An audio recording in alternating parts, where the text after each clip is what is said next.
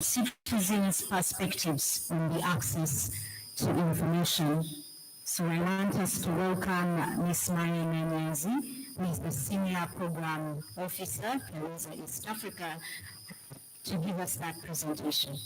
Let's welcome her in appreciation. Thank you.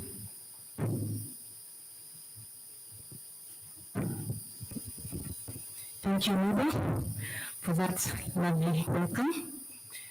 Once again, I want to echo the voice, the thanks to all the partners and for everybody present here. We don't take your time for granted.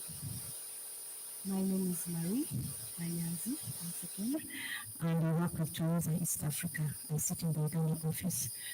As we wait for the projector to be set up, I must say that the previous speakers, you made quite, what you spoke about was quite essential. It totally changed my opening line, so I don't have an opening line anymore, because they talked about the fundamentals that we are here to discuss, the right to freedom of opinion, of expression, the fact that we have a right to seek, to receive and impart information. So today, what we are sharing is a report that was that is a result of a survey that was conducted by Tourism in January this year, where we sought to understand the citizens' views and experiences of media and freedom of expression. So I don't know how many are able to see the screen there, but to make it easier for you, there are these briefs that were shared within your pack, in case you don't want to look all the way up here. And also, for those that need to see the sign language, it's good that she's right next to me. So what I'll be sharing is what is coming out of this. For the panel seated up here, can you see that? You're struggling. Okay, maybe Martha, somebody can help us and get these books to the panel here. Okay, so everyone has the right to freedom of opinion and expression. This right includes freedom to hold opinions without interference and to seek, receive and impart information and ideas through any media and regardless of frontiers. So I'm glad to that Jade, the mention you made in your speech about the Facebook closure, even as we commemorate this day, it's something that we should not take lightly. But let me share what the citizens have to say about. Maybe if you can go back a little bit. So what is the flow of the presentation? We'll talk about tourism briefly. Slide, please. Before I start speaking, I'm sure you'd want to know what is Twaweza. It's a Swahili word, and usually conclude that with Twaweza ni sisi, that together we can. You have a duty play, I have a duty to play, they have a duty to play. We are a civil society organization operating in Kenya, Uganda, and Tanzania. We work to promote local collaborative problem solving in communities, and also we work on using evidence, particularly the citizen perspectives, experiences, and opinion in policy and decision making. So we feel that a platform such as this, with all the distinguished persons here, this is the right place to place the citizens' views around media and freedom of expression.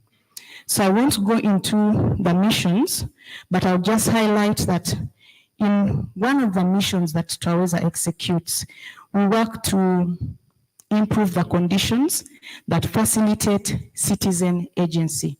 That is basically conditions that facilitate citizens being free and open to seek information or even participate in matters affecting them and their community. And we believe that access to information is one of those key things, because information needs to flow from the duty bearer to the citizen, from the citizen to the duty bearer. Next slide, please. So in part of the work we do, we seek to enable citizens' views, interests, and experiences to be heard. And we do this through a program called Sauti za Wananchi, where we know that the feedback or perspective of the citizens as well as problems are often missing in public debate. An example I can give, do we have like a random trader from Nakama market seated in here? I don't think so. Yeah, so most spaces are usually closed or invited. So how do we get that wananchi who is out of this room, their views into such discussions? Hence, the Sauti za Wananchi platform. And we have been privileged to have different government partners who seek to collect data through this platform. I'll cite the Ministry of ICT, the Uganda Bureau of Statistics, the Uganda Revenue Authority, Ministry of Water and Environment, the Ministry of Health, across different information areas. So before I go into the findings, let me briefly talk about the methodology. I don't think it would be fair to talk about the findings without knowing the methodology. I could be selling you something that is not solid. So the Sauti za Wananchi methodology is designed together with the Uganda Bureau of Statistics, where we design the methodology, and then UBOS helps us with the sampling frame, where we get to select 300 enumeration areas from the 79,000 and over enumeration areas in Uganda. The areas that we select cover the 15 sub-regions of Uganda. And in each village that we visit, I mentioned there are 300, we select randomly 10 households. And from these households, we select one member that can be able to join our panel or speak to us. This member is somebody who is an adult and probably plans to reside in that location for a long time. So we do an interview with them face to face and then ask them to join the panel. With joining the panel, we do understand that not every Ugandan has a mobile phone. And even those that have, not all of them have access to charging a phone or the ability to charge a phone. So we place a basic phone, the cartouches, that category, and then a solar charger, just to keep that phone active. So here we have a snapshot of the methodology in tabular form. But what I want to emphasize is that the sampling error is plus or minus 2% with a confidence level of 95%.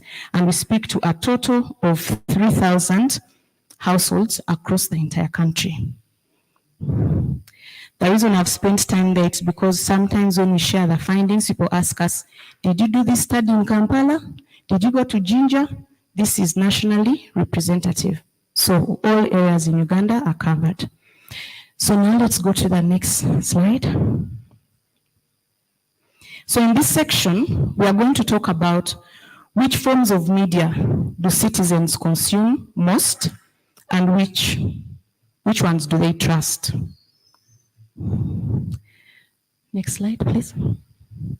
So for those that have this report here, you can move to page 3. Page 2, page 3 there. We have a chart, that is figure 1. Here we asked the citizens, which media is your main source of information? And we see that 60% mentioned radio. We are aware that radio is the most consumed media platform. But this has also declined from 79% to 60%.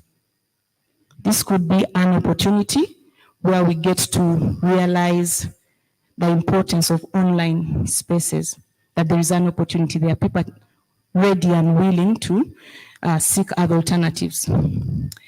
We see the growth in television from 19% to 17%.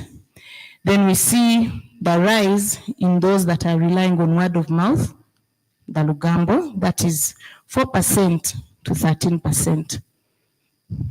Then we see that those that are getting information from meetings, this number has declined from 4% to 2%. And the comparison is between 2017 and 2023. Then we see a rise in those that are using social media from 1% in 2017 to 4% in 2023. And generally, internet as a whole, we also see an increase from 0.3% to 2%. We also see a decline in the newspapers. So overall, what we are seeing here is that although the radio is declining as a source of information, it still remains way ahead of other forms. But we are seeing that those that are registering an increase in consumption are TV, the online, and also the word of mouth. So you get to wonder who are those people that are trusted so much that when they spread any Lugambo, it's quickly taken up. Let's go to the next slide. Okay, thank you. Then in this slide here, that is page 4. We ask, which media do you use to get information? Here we have, from your charts, you'll see there is a darker shade and then a slightly lighter one. That's page 4, figure 2. 81% overall are saying that they use radio. Then 44% are saying that they use TV. Newspaper is 8%. Internet is 8%. Social media is 11%. And then the word of mouth is 49%. Then meetings, 24%.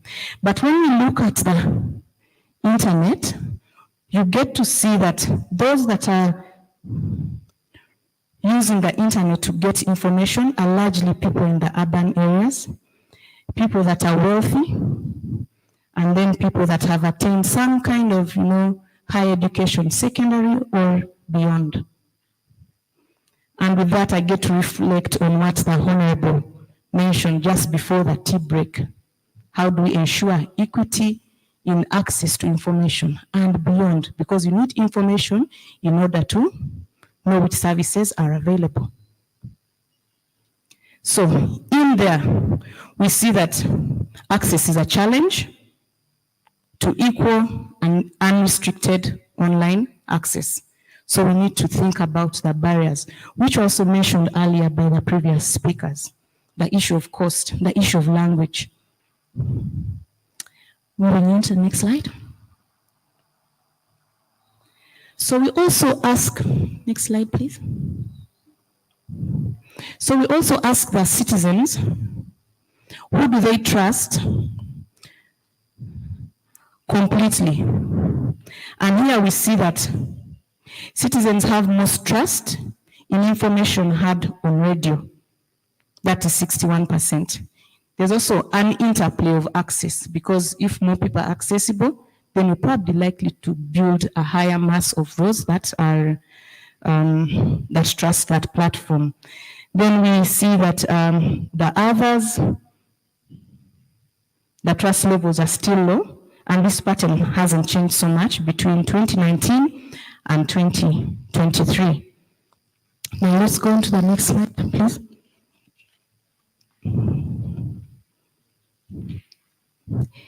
Here we asked the citizens to let us know the groups or people that they trust completely. We had religious leaders, we had the village or the LC1, we had the president, the prime minister, LC5 councillor, MPs from both the ruling party and opposition, then members or supporters of the ruling party, and also those of the opposition.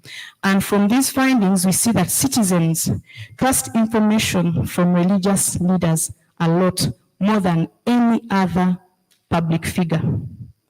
Those that have the least trust levels among the citizens are the MPs, members of political parties, and then the government officials. Yeah, we won't apologize for that because it's the citizens, but yeah, something needs to be done to ensure that citizens trust the information that is coming through to them. Yesterday, we heard from the minister's statement that the cost of internet is going to go down. I was somewhere and somebody just clapped. People excited. So we expect that that promise will come through soon enough. I hope that the commissioner will talk more about that, possibly share some timelines with us so that we are excited for real. Okay, next slide, please. Now here we're going to talk about do the citizens, do they value their right to information, their right to freedom of expression, and do they feel that this right is respected in practice? So in this slide, that is Insight 5, go to page 7 if you have a brief. Here we asked, we posed some statements and then we asked them, do you agree or disagree that a citizen should be free to criticize his member of parliament for being lazy and not caring about his constituents? They say, yeah, 94% agree that they should be able to criticize. Are they free to criticize the decision made by the government if they believe it is bad? Again, a high number believe that they should be free to criticize. Then the last one, do they agree that they should be free to criticize the president for not listening to advice and making bad decisions? Again, we see 85% so that they should feel free to criticize. And these numbers are consistent from 2019 to 2023. Now to the next slide. In practice, do they feel that that right is respected? So we asked that question, how free are you to criticize information or statements from the following? That is, look at figure 6, page 7. Here we see that 34% are the ones that say that they agree that they feel free to criticize the president.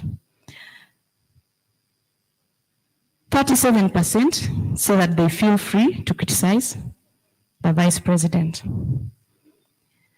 Then 52% say that they feel free to criticize the government institutions. And here we saw an interesting jump from 37% to 52%. I don't know what has been happening between 2020 and 2023. Maybe the COVID era gave us a platform to speak up. The experts in the room can maybe explain that, but this is what the data is showing, that Ugandans now feel that they can criticize the government institutions. Then for the MP, we see 6 out of 10, that is 59%, who say that they feel that they're free to criticize the government. So overall, we see that this number has increased across all levels, even with the head of state and the vice president. To the next slide, please.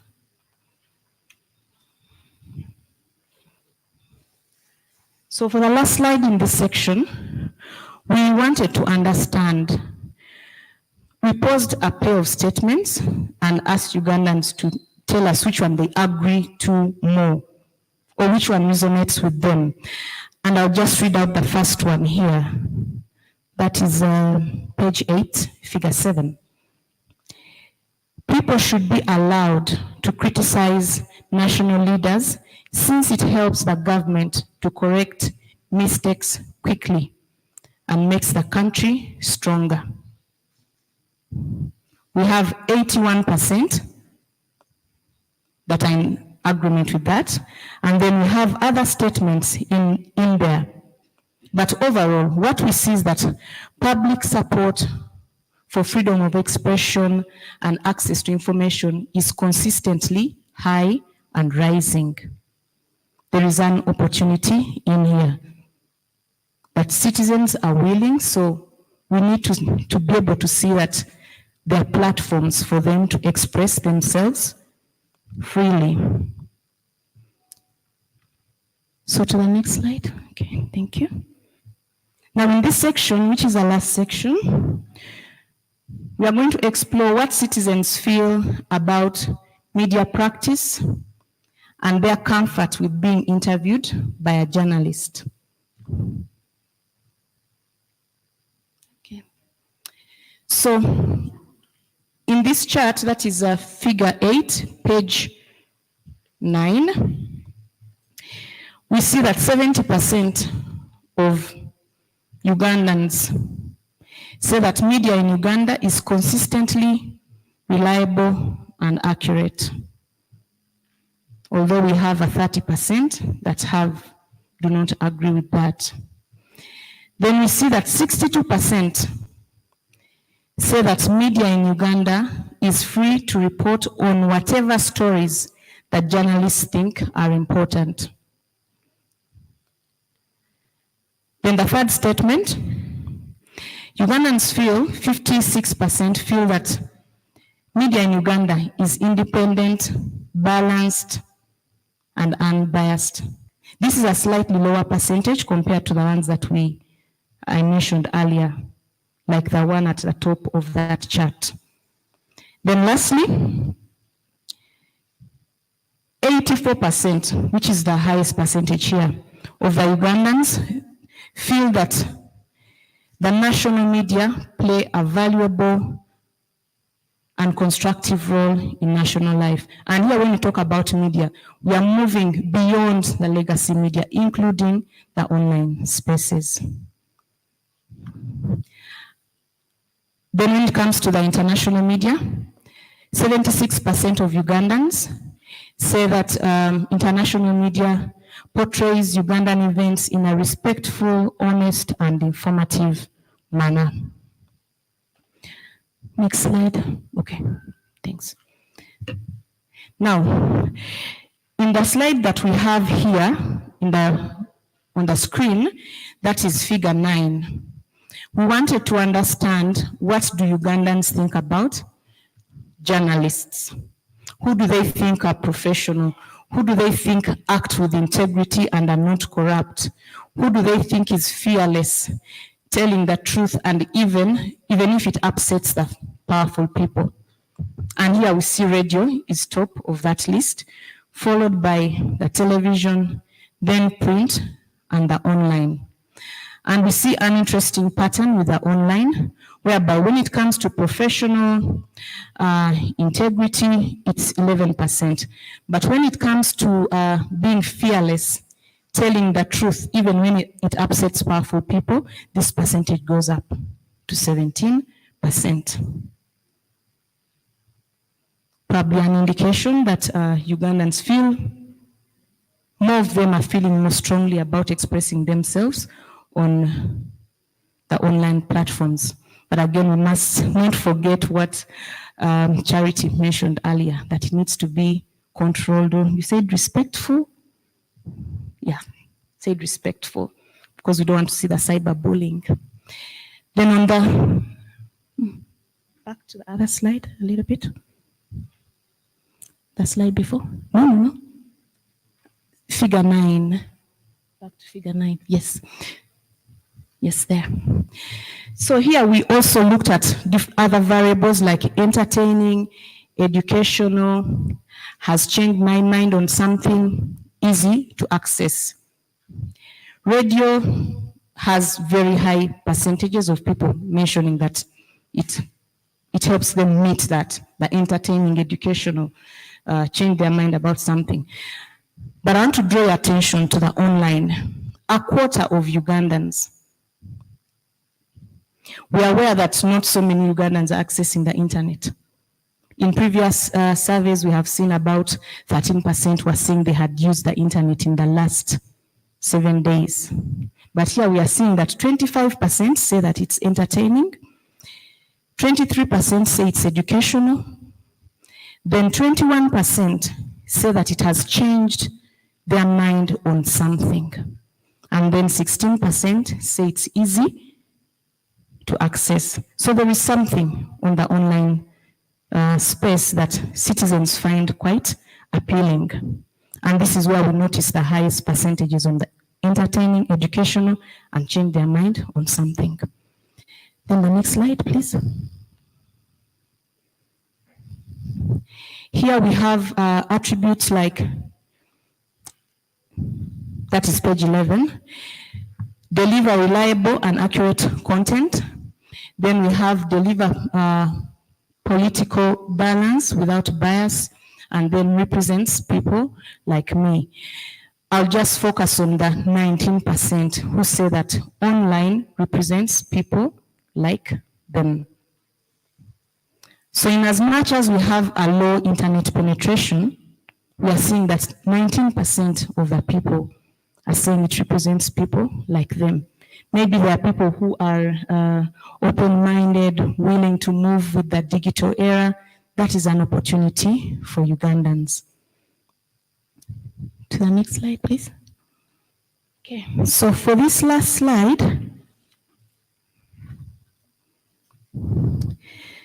we look at whether Ugandans would be comfortable being interviewed by a journalist. And here we see that between 2017 and 2023, this number has actually increased from 51% to 66%. That is figure 10. Although we see a slight drop in 2020, maybe that was a health-related issue that people were not so willing to express themselves during the lockdowns and so on. Then lastly, that last slide, which is figure 11, here we seek to understand who would again be comfortable to be interviewed by a journalist, and we want to bring in a gender lens. We are seeing that more men are willing or would be comfortable to be interviewed by a journalist as opposed to 62%. So again, this talks to the issue of equity, inclusion. We need to see more women opening up and being able to speak to the journalists. I'll just end with a small example before I give the conclusion. During the COVID-19 pandemic, I think one media house, somebody had secured an interview with a female respondent, or a female citizen, to talk about the exorbitant prices or bill they had been given in a medical facility. Then out of the blue, she calls the journalist and tells the person that, no, I'm not able to participate in that interview. And it was a big media house. There was no explanation. So in just a random conversation with one of my colleagues, I asked, but why would a woman withdraw from, doing that interview? My colleague told me, women should not just go speaking anyhow. She might even start claiming that, St. Teresa school fees, sorry for those that don't speak Luganda, the money was for school fees, then we had to, use it for medical bills, so the husband would probably have used that reason to stop her from speaking to the media. So to the gentlemen here, we don't need to throw away our wives' phones or tell them to get off social media. They also need that information. We've seen it's entertaining, it teaches them something new. So to conclude, we see that radio is declining as citizens' source of information, but remains well ahead of other forms of media. Media habits vary considerably across different demographic groups. And we are seeing that the TV, newspaper, the internet, and social media are almost exclusively used by a small minority of the citizens, the wealthy, the better educated, and probably those residing in urban areas, particularly Kampala.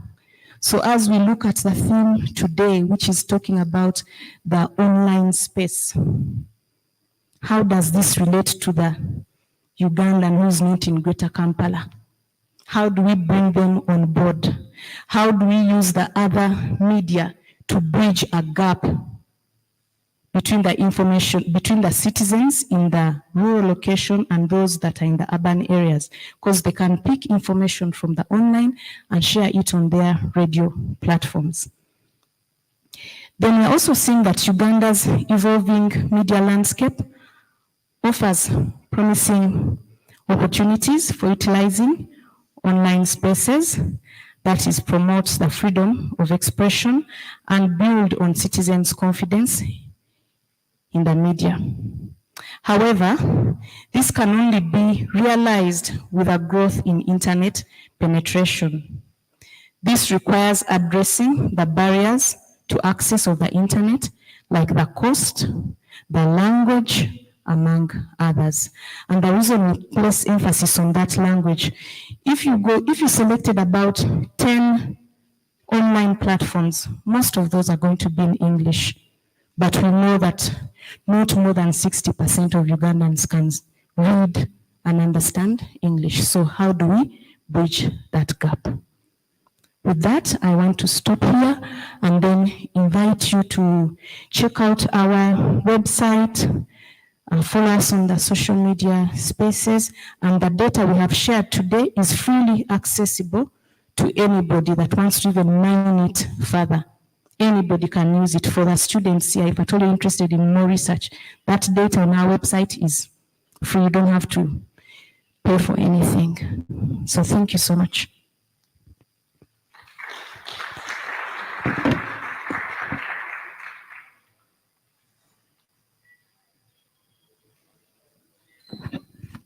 Thank you very much, Marie. Another round of applause for Marie.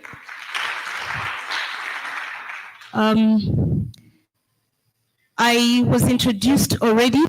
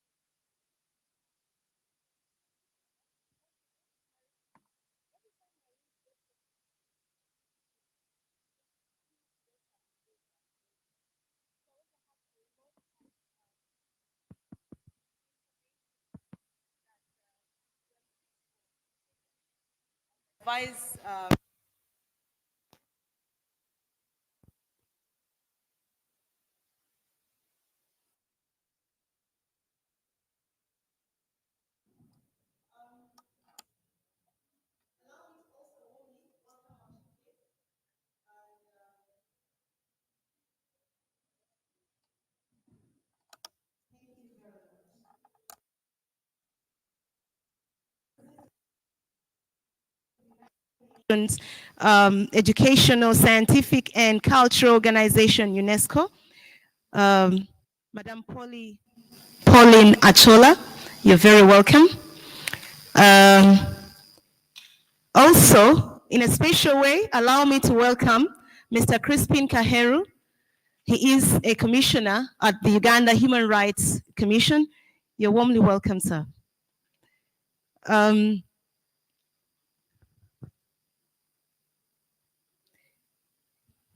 Marie's presentation helps us, sort of draws a picture of it kind of helps us pick the minds of the citizens in terms of access to information and how this information is being used and why they actually want or will give us information when we ask. So I'll call that a sort of icebreaker for the discussion we're having here today. But I'll pick out something. I was looking out for this information on the screen there. You shared it in an earlier report, but I'll still share it here because it's relevant. And this is to do with, specifically to do with the MDAs, civil servants. I saw there's a handbook, Honorable Minister, there's a handbook here. I don't know if you are given, but I guess it was developed. It's a guide for civil servants on access to information.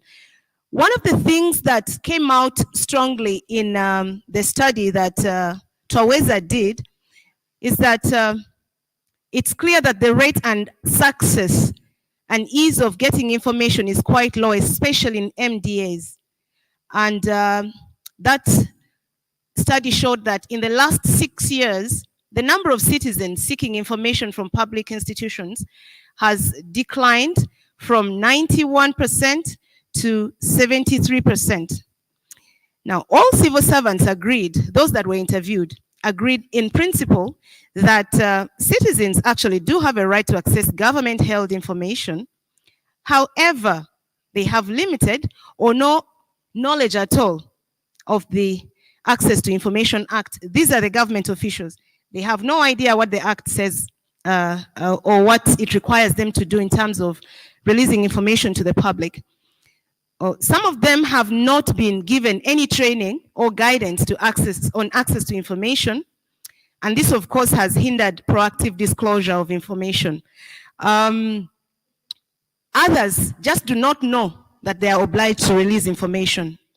I'm sorry, I'm speaking from the journalist's point of view, because we need information to do our job. So if you can't get information, then you're out of business.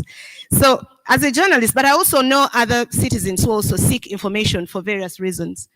So another recent study by Transparency International also revealed that information requests addressed to public agencies on the Ask Your Gov website has declined. The Ministry of ICT and National Guidance, unfortunately, is among those with the lowest rate for successful requests at just 4%. The number of requests as at July was 166. Only 8 were successful. The unsuccessful ones were, I think I missed that number, but the unresolved ones were 158. The top scorer here was URA at 33%, IGG 31%, Ministry of Justice 0. Uganda Media Center, 0 success rate. So as we delve deeper into the discussion of access to information here, colleagues, friends, honorable guests, I want us to reflect on these issues. I want us to reflect on the challenges to do with access to information. How can you, me, him, and everybody play their role, like Twaweza says, to improve access to information in this country? So with that, ladies and gentlemen, allow me welcome our next speaker, and that is none other than Ms. Pauline Achola, the country representative, United Nations Educational, Scientific and Cultural Organization, UNESCO. I think this, would you prefer the other one or you? Okay.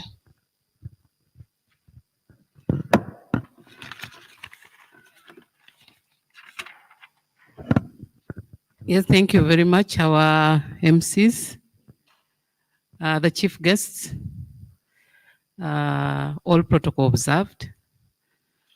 Dear members present in this commemoration, good afternoon.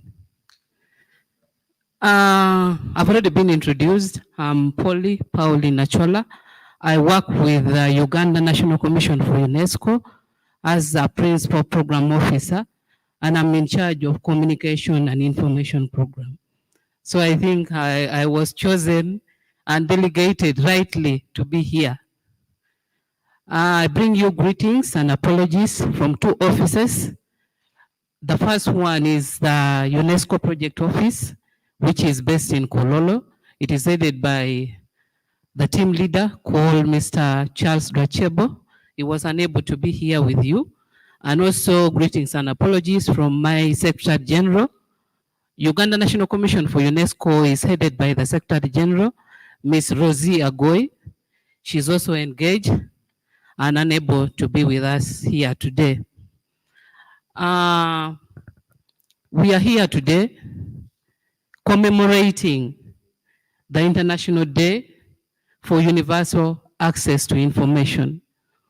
We have already heard a lot from the previous speakers, and I'll not go on to giving you details of UNESCO. I think people know when UNESCO came into place after the World War, and Uganda joined as a member state in September 1962 after independence. So we are now 60 years old as a member state of UNESCO. And I think we should give a round of applause for making that year 60. Today we are here on International Day for Universal Access to Information. And the theme has been re-echoed by the previous speakers, the importance of online space for access to information. It is celebrated on the 28th of September, but I'm happy that we are celebrating just a day after, which is today. This declaration came into force in 2019. Looking at what UNESCO does, UNESCO works to protect and promote access to information as a fundamental human right and an essential step towards attainment of the Sustainable Development Goals. And when you look at the Sustainable Development Goal, Goal 16 focuses more on universal access to information. The United Nations Educational, Scientific and Cultural Organization and its intergovernmental programs also provide a forum and a framework for all parties to participate in international policy and normative deliberations on access to information as a human right. I think this one has also been reiterated by the previous speakers. The day we are celebrating today promotes the notion that everyone has the fundamental right to pursue, receive, and distribute information. This privilege is also connected to the right to free speech. The issues of the media being free is also taken note of here. In addition to communications at the local, national, and international levels. The right to information is necessary for making decisions, participating in democratic governance, and increasing openness, which gives citizens access to information about how their government operates. It lays the foundation for the struggle, mostly in our case, in the fight against corruption. Access to information is the right to request, receive, and share information held by public agencies. I think as the moderator was mentioning, Catherine, she was trying to stress how difficult it is for mostly people from the media to access this information. Maybe it is because of the bureaucracy we have in the government system. As a country, how can we help these bureaucracies to be shortened, maybe, so that this information can be accessed easily? Because when we looked at the videos that was going on before the start, the gentleman from Moyo, how the stages he took to be able to access that information was quite long. And if you're not somebody who is persistent, you can easily give up and back off and just say, these people are inaccessible. Indeed, information plays an essential role in democratic societies. It helps debunk lies and counter disinformation.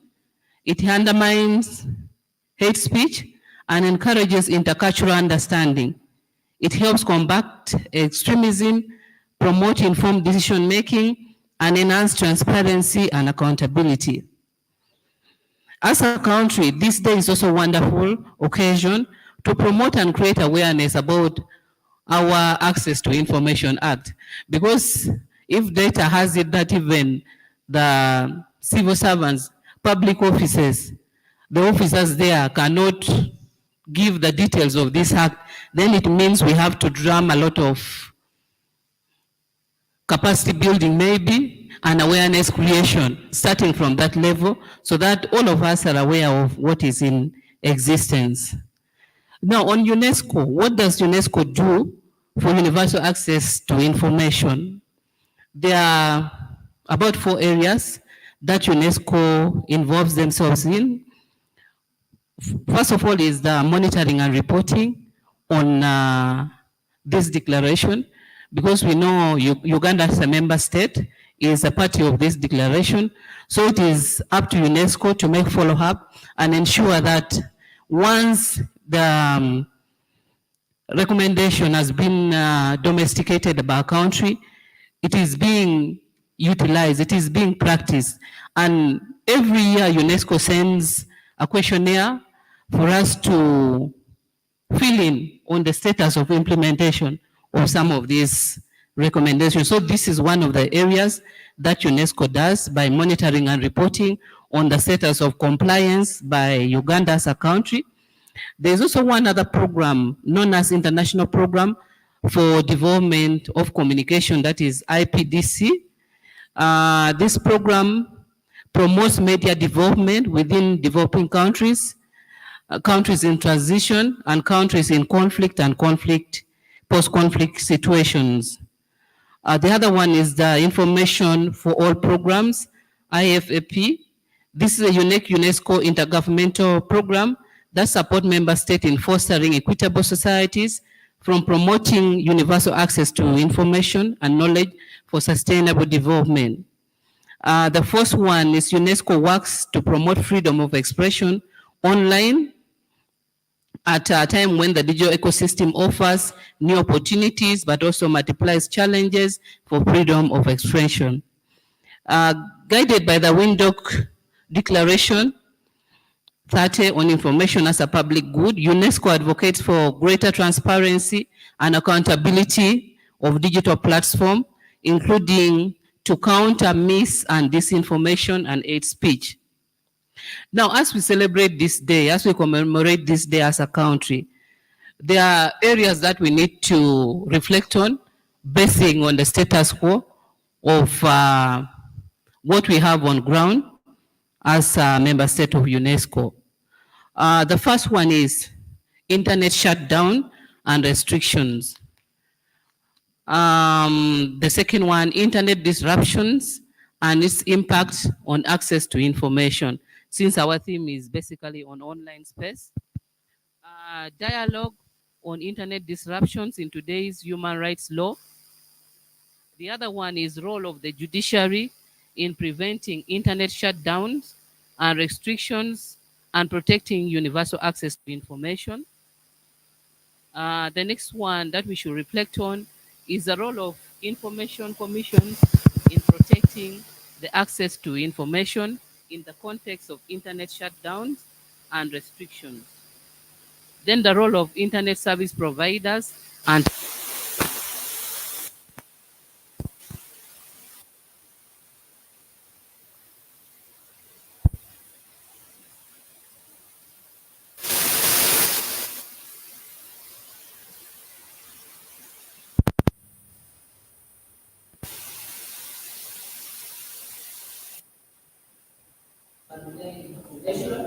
and engage in democratic processes. This means offering content that is diverse and available in multiple languages. This one was mentioned by Paweza during our presentation, that most of this information out there is in English. Now, how we directly cannot understand and consume this information in English? be able to understand whatever is going on online. It also means fostering skills such as media and information literacy, so individuals can critically and effectively engage with content, another significant challenge in this digital age. Today's societies needs inclusive access to information to build just, peaceful, and sustainable future. UNESCO therefore calls on countries around the world, including Uganda, to embrace information as a global public good. I thank you so much for listening to me, for God and my country.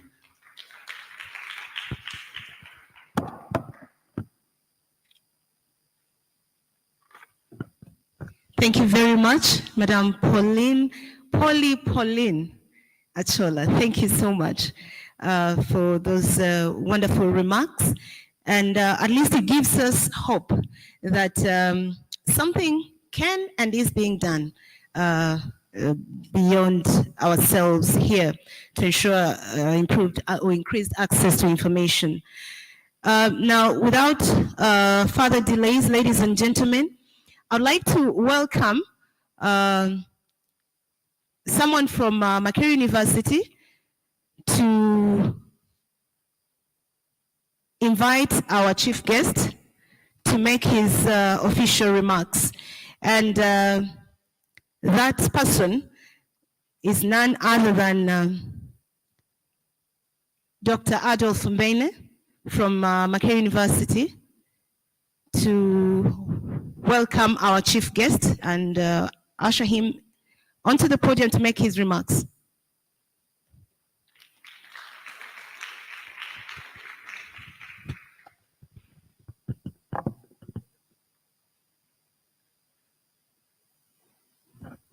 Thank you very much, Catherine. Our day's moderator at this moment. I was fairly well ambushed, but I will survive. I'll fight through the ambush. Our guest of honor, we are very happy to have you here, and our distinguished panelists and presenters. We take access to information as a very, very key resource for the country and for ourselves as citizens. And we look to the Ministry of ICT and National Guidance as the government MDA that is responsible for our well-being in this regard. And we take it very seriously. And we are happy also to know that we have a motley crew of 3 ministers in that very important ministry. So we are not short of personnel. And that is in addition to the directors, commissioners, and various other well-skilled people taking care of us in terms of ICT and national guidance. I never get to hear a lot about national guidance, but I'm sure that we'll develop that arm of the ministry and make it stronger along the way. So it is my singular pleasure to invite you to speak to us, Mr. Kambarage Kakonge. I know that you have a very rich experience. You've been in public service for a long time, and it is not surprising, therefore, that the minister thought it prudent to name you as his representative today to speak to us on this auspicious occasion. So please, Mr. Kambarage Kakonge, welcome, and we are all eager to listen to your speech. Thank you very much.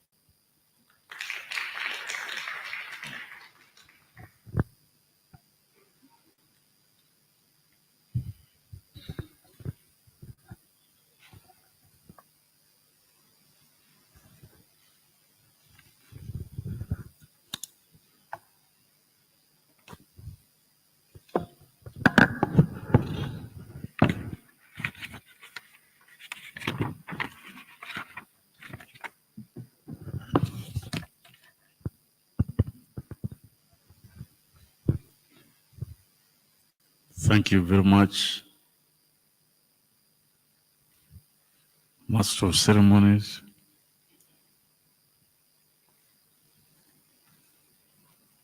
members around. That use of the word members around is an attempt to lower what is at the back of the people's mind, that this is a very complicated structure thing. If we can start from that level of communication so that we accept each other as being colleagues, as being friends, then you communicate better when you are communicating to friends, colleagues. But if there are those different ranks involved, then at times, out of fear, you may fail to communicate. Greetings from Honorable Minister Kabyanga.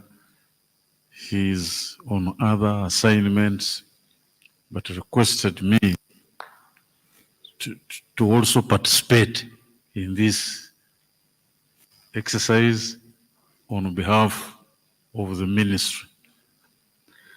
Ministry of Information, Communication, Technology and National Guidance. So, dear colleagues, all those who are here representing those others who didn't come, or ensuring that even those who would have otherwise missed out are now present here. That's a very important link. You know, if you are not there physically, and even the name is not mentioned, then you're not communicating. Then you're not communicating. But if the name is mentioned and you're here physically, and you are not only here to communicate, but you are also here to receive what others are communicating. Because if there is no recipient, then you see even the radio, you buy batteries and put there because you want to listen. Now, when you can't listen, that's when you tell others the batteries are down, because you have not bought new ones to put them there to communicate. But you have also communicated that the batteries are down, but you are communicating other messages politely. But at the end of the day, you are not participating in receiving and sharing what otherwise goes on radio. So, honorable members, guests here, respected guests, you see, you're not just here, you're not just a guest, but you are an observation post to receive. And after you have received, then to disseminate. And even those who are not here, I'm told there's journalists here who write news.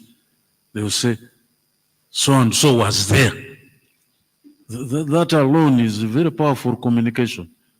So and so was there. So you're not left out.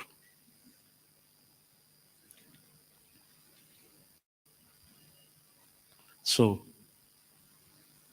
as I said, colleagues, ladies and gentlemen, you're most welcome. This is not the beginning, this is continuity, and it is not ending today.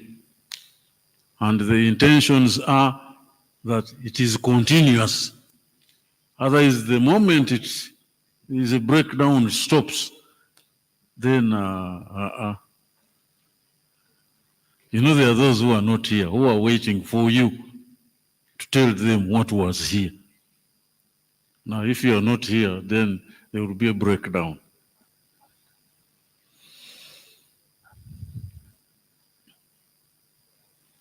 today's theme. And in conformity with the role of the Ministry of Information, Communication Technology, and National Guidance, what are we here to witness? We are talking about internationally agreeing and accepting that this is free access to information internationally. You don't have to be there, but the information should come. And you don't have to be there, but the information should go. That's what we're talking about. And we're using different methods to receive and also send. So the whole international community today is celebrating and honoring and respecting the importance of the day, the importance of the point of disseminating, receiving information.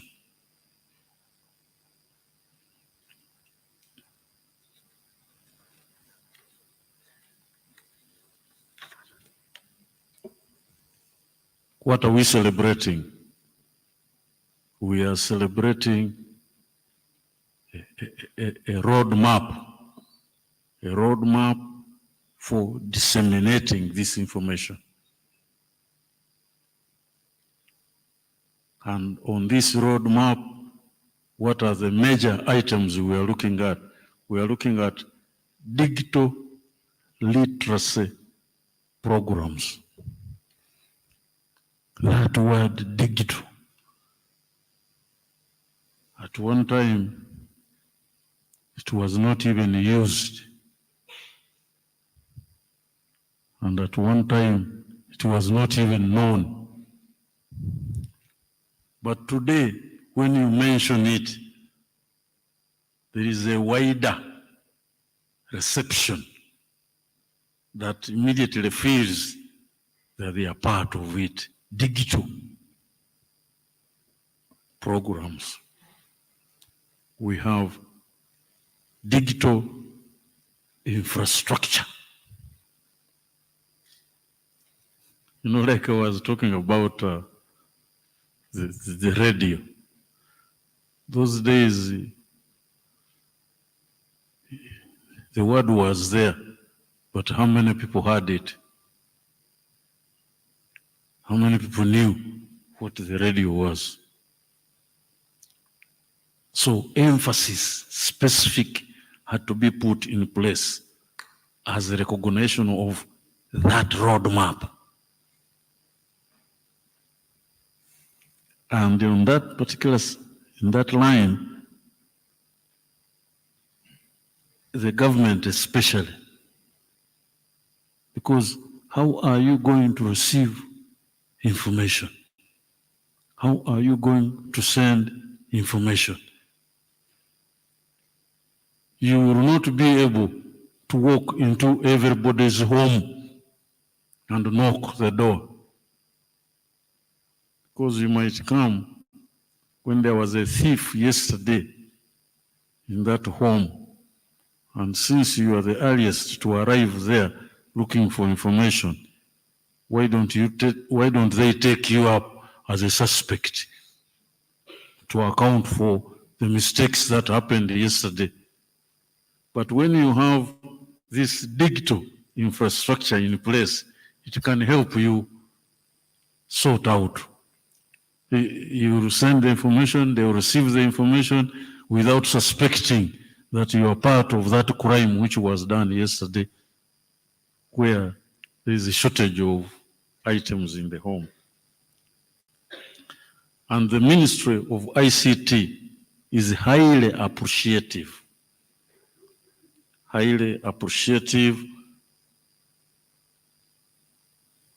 of everybody who has contributed in that particular service. And It is an encouragement in line with the accepted principles, freedom of speech, freedom of press, freedom of association. That's how it is implemented. Otherwise, it just remains on paper.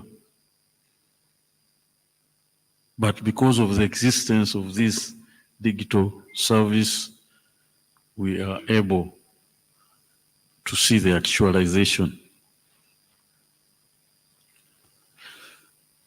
We must thank the role, very important role, played by the civil society partners. You see, there is a way they get interested.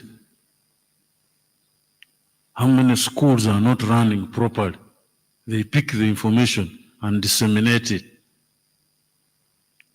But while they are picking information, how many schools are not operating? Once that information comes out, then whoever is responsible is being awakened. You are in that office to ensure education goes to everybody. But in this place, there is nothing. Really, can you sleep well after hearing that? And you know it is your responsibility. At least that part of you feeling guilty acts as awakening you up. You say, oh, so this country will blame me. It is me who caused that crisis. And because you don't want to be blamed, then you wake up and you do the needful. And overall, the benefit is our society. And that is because of the idea of disseminating information.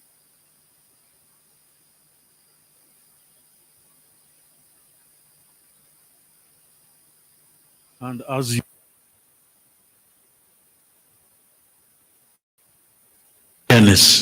you create awareness. Now, when you are creating awareness, this is information you have circulated. But you are also telling others that I'm also around. I have informed you. Because otherwise, how do they get the information? So that's why when we come to deal with civil society, we are grateful, we are thankful, because they have played that role in disseminating information. And you can imagine, because of that one, the role of information circulation in Uganda, in East Africa, in Africa, and the globe is great. I know there must be some people here, you look at the clock, you say, oh, coming to 9 o'clock. Then they switch off other activities because they want to listen to BBC. That's the globe. At least you have that attraction. And this season, I don't know how many of you have interest. When there is football, they will cut down on other activities to go and listen to what is happening to a team whose members they don't know. They only know the name. Well, at least they know the name. That is information. And that is ably done because of the digital infrastructure that has been put in place. However, as we celebrate those achievements, we also have to remember to acknowledge that technology has contributed to those levels, but there is still need to improve on technology to do much more. So as you celebrate, you know, at times it's around Christmas when you celebrate and you eat a lot, and after eating, then you begin complaining that the stomach has problems. But who caused those problems? See, so that's the same idea in relation to technology. Each other time we achieve, there is a need to do more so that we achieve more. And that becomes the responsibility of everybody. And that's why the ministry becomes thankful to whoever is contributing in that direction. And that's why it makes it has obligation to ensure even where there are areas where technology, digital, has not moved, it is the responsibility of the ministry to ensure that that digital component reaches everybody so that everybody can receive information, that everybody can disseminate, can send information. That's why the ministry is thankful to whoever is playing a role in that direction, because you are contributing to the vision, to the mission, to the target of the ministry to ensure everybody, nobody is left behind in terms of information dissemination, information receiving, and to use that information to change from what you were yesterday to another person. Social and economic transformation. Without information, you see, now, for example, you must be hearing about the parish model production. They put it at parish because they were really trying to go as low as that. But before, there were other programs. Do all of you understand this Luganda thing? So if you don't, you will have to look for technology somehow to assist you. Let all of them be rich. And then the government will send money. Then you go to look for signs around where it has gone. At times you find chances, people getting drunk earlier in the day than otherwise they would have. So that's how they are doing the accountability of the money which was generated. But we want to do better than that.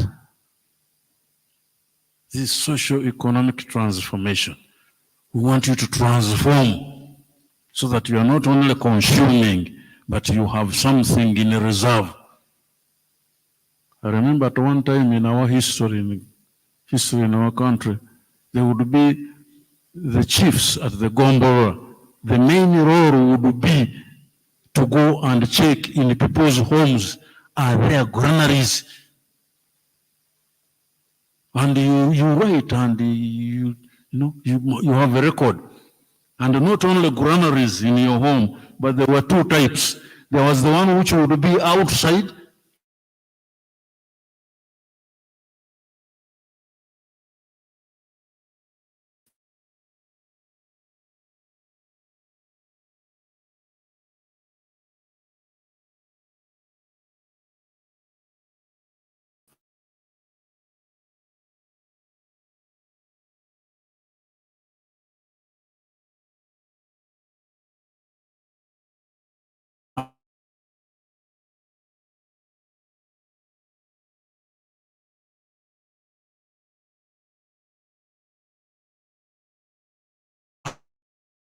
And if they came and found that mine was to thank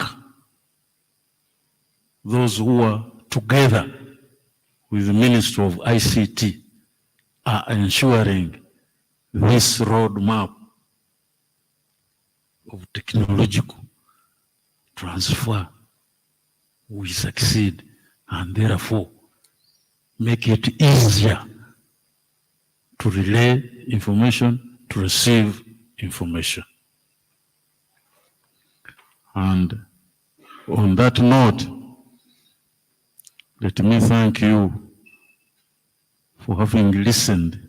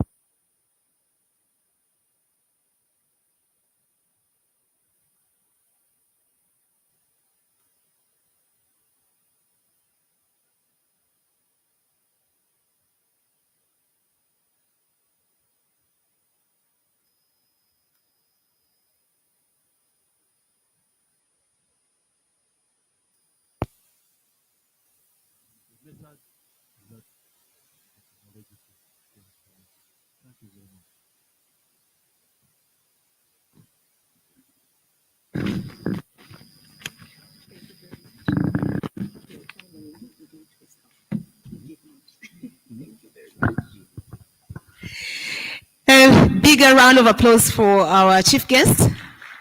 Thank you so much. Mr. Commissioner, sir, before you came, the ladies and gentlemen that you see in this place were whispering to me and asking me to request you to take this information with you and perhaps have it acted on in due course. One of the things that they whispered to me is that they wish the ministers could urgently comply with their obligation to present annual reports to Parliament giving details of information requests made to all the public bodies under the various ministries, and of course indicating how many were granted, the reasons for which they were declined, if there were any that were declined, and also that government MDAs should also urgently publish a manual of functions and index of records on requests received, because that information is not available. We looked for it in Parliament as well, but we couldn't find it. So they also request that government repeals all the restrictive laws that seek to unjustifiably limit the citizens' exercise and enjoyment of the right to access information in the possession of public bodies. And also, last but not least, that consideration is made in the amendments to the Access to Information Act of 2005 to reduce on the current, the broad exemptions, a scope of exemptions in the law. There's a lot of information that Ugandans may want to access, but the government officials in question will say, this is classified information, this is exempted information, and really they're right because the Act states so. So if we could get some of those issues considered in the amendments to the Act, that would be fine. And then also, finally, to provide funding. One of the issues that came out here, Mr. Commissioner, sir, is that there's lack of information about this law, but also the people that are supposed to enforce it are completely ignorant about what they should be doing. So if there is funding availed towards implementing the Access to Information and Act and regulations to create public awareness. Is that not what you said? Well, thank you very much. We thank you for your time. Ladies and gentlemen, now allow me to welcome our next speakers. We're going to have a slight change in the program because we started a bit late, so we lost a lot of time. But allow me to welcome our next speaker, and then we'll have the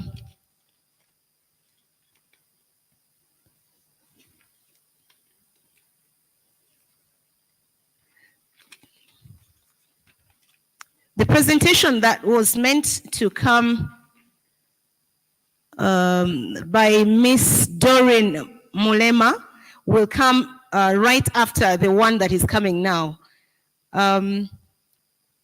The International Day of Universal Access to Information this year, we all know that it was marked under the theme, the importance of online space for access to information. And we couldn't have gotten a better person to speak to us about this subject today with regard to how to really make the most of these online spaces. And so we are happy to have amidst us today the Executive Director of the Human Rights Network for Journalists Uganda, Mr. Robert Sempala, to share with us his experience in these spaces, but also to give us some insights on how best we can increase, we can claim our space as citizens on the digital forum. And then after his presentation, we shall have the one for Ms. Doreen Mulema Chaze. She's the manager of performance monitoring, public procurement and disposal of public assets authority. So then we'll merge the panels. We'll just have all the panelists sit together, and then we enjoy that discussion, make it richer and even more interesting. So ladies and gentlemen, please welcome with me Mr. Robert Sempala. I think we can make use of the other podium too. Oh, okay. My bad. All right.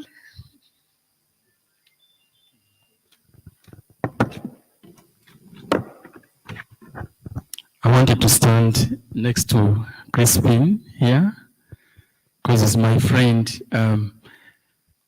Our dear chief guests, protocols observed, ladies and gentlemen. My name is Robert Sempala. I work with the Human Rights Network for Journalists Uganda as the executive director, and I'm very happy to be part of this very memorable day when we commemorate our universal access to information.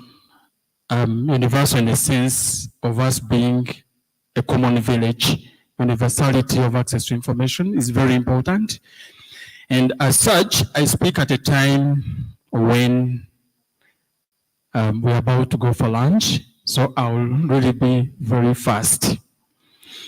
To emphasize the role and importance of online access to information, to all of us here present and those that are not present here, in terms of crusading for democracy and human rights. I come from a human rights background, and so it's very dear to me when we talk of online access to information. And it's not only to me, but all the promoters or proponents of human rights, good rule, and good governance. But also online access, ladies and gentlemen, allows us a better, transparent society, which is accountable to its publics in terms of accessing information, using the same information to hold leaders accountable, to be able to make research, to avail a citizenry that is informed about what is surrounding them. And also very good for social interaction, because today you do not have to work to mingle with your people. You can access each of us online, and it's a very successful, gainful engagement. Before the COVID era, we used to fly a lot. Mr. Mbaine will tell you, you'd meet on the plane and you wonder when we would sit down to work. Today, we just work from within our safest havens, in our offices, in our homes. So that is all courtesy of this online access to this information. Then We know that it's a very healthy and a good haven for the economic well-being of all of us, and it's essential for growing our digital economy. Digital economy is where we all congregate without necessarily meeting physically. Much as being the Uganda we are, it's very hard to do away with the physical meetings in order to access information. Going by the Twaweza report, they said that information that is obtained by word of mouth stands at 17%. You work to give information to somebody. So much as we have the digital platforms, we still have ourselves to value, to walk and see people. This is a very important movement of the digital movement, but we know that it has been riddled with lots of obstacles, especially in this country. Because since 2015, there have been 63 internet shutdowns, Uganda being one of them. And you remember that on 13th of January 2021, our internet was switched off and other social media platforms. Then 5 days later, it was restated, but the likes of Facebook are still off as we speak. We only have been helped by some East Afrikaners, the East African Law Society, that has gone to the East African Court of Justice to challenge the action of banning our internet, our social media in terms of Facebook. We don't know if this is going to change now that there's that petition, but mine is to make a humble, passionate call on the regulators, on government, to restate Facebook. I know that it is one of the key areas that we can use to access online information, but with it being blocked, we all violate the law by using VPN to access it, including ministers. I see them chatting with us on a regular because they know that what was done was arbitrary, was wrong, and so they go against the directive of the chief executive of this country to access through VPN. We do not need to access through VPN, Mr. Guest of Honor and other peers in front here. We need to push for restatement of these social media platforms so that we can universally enjoy online access to information. We also think that it should be very affordable, in terms of data, in terms of penetration, in terms of connectivity, so that we really have it as a universal right to access information.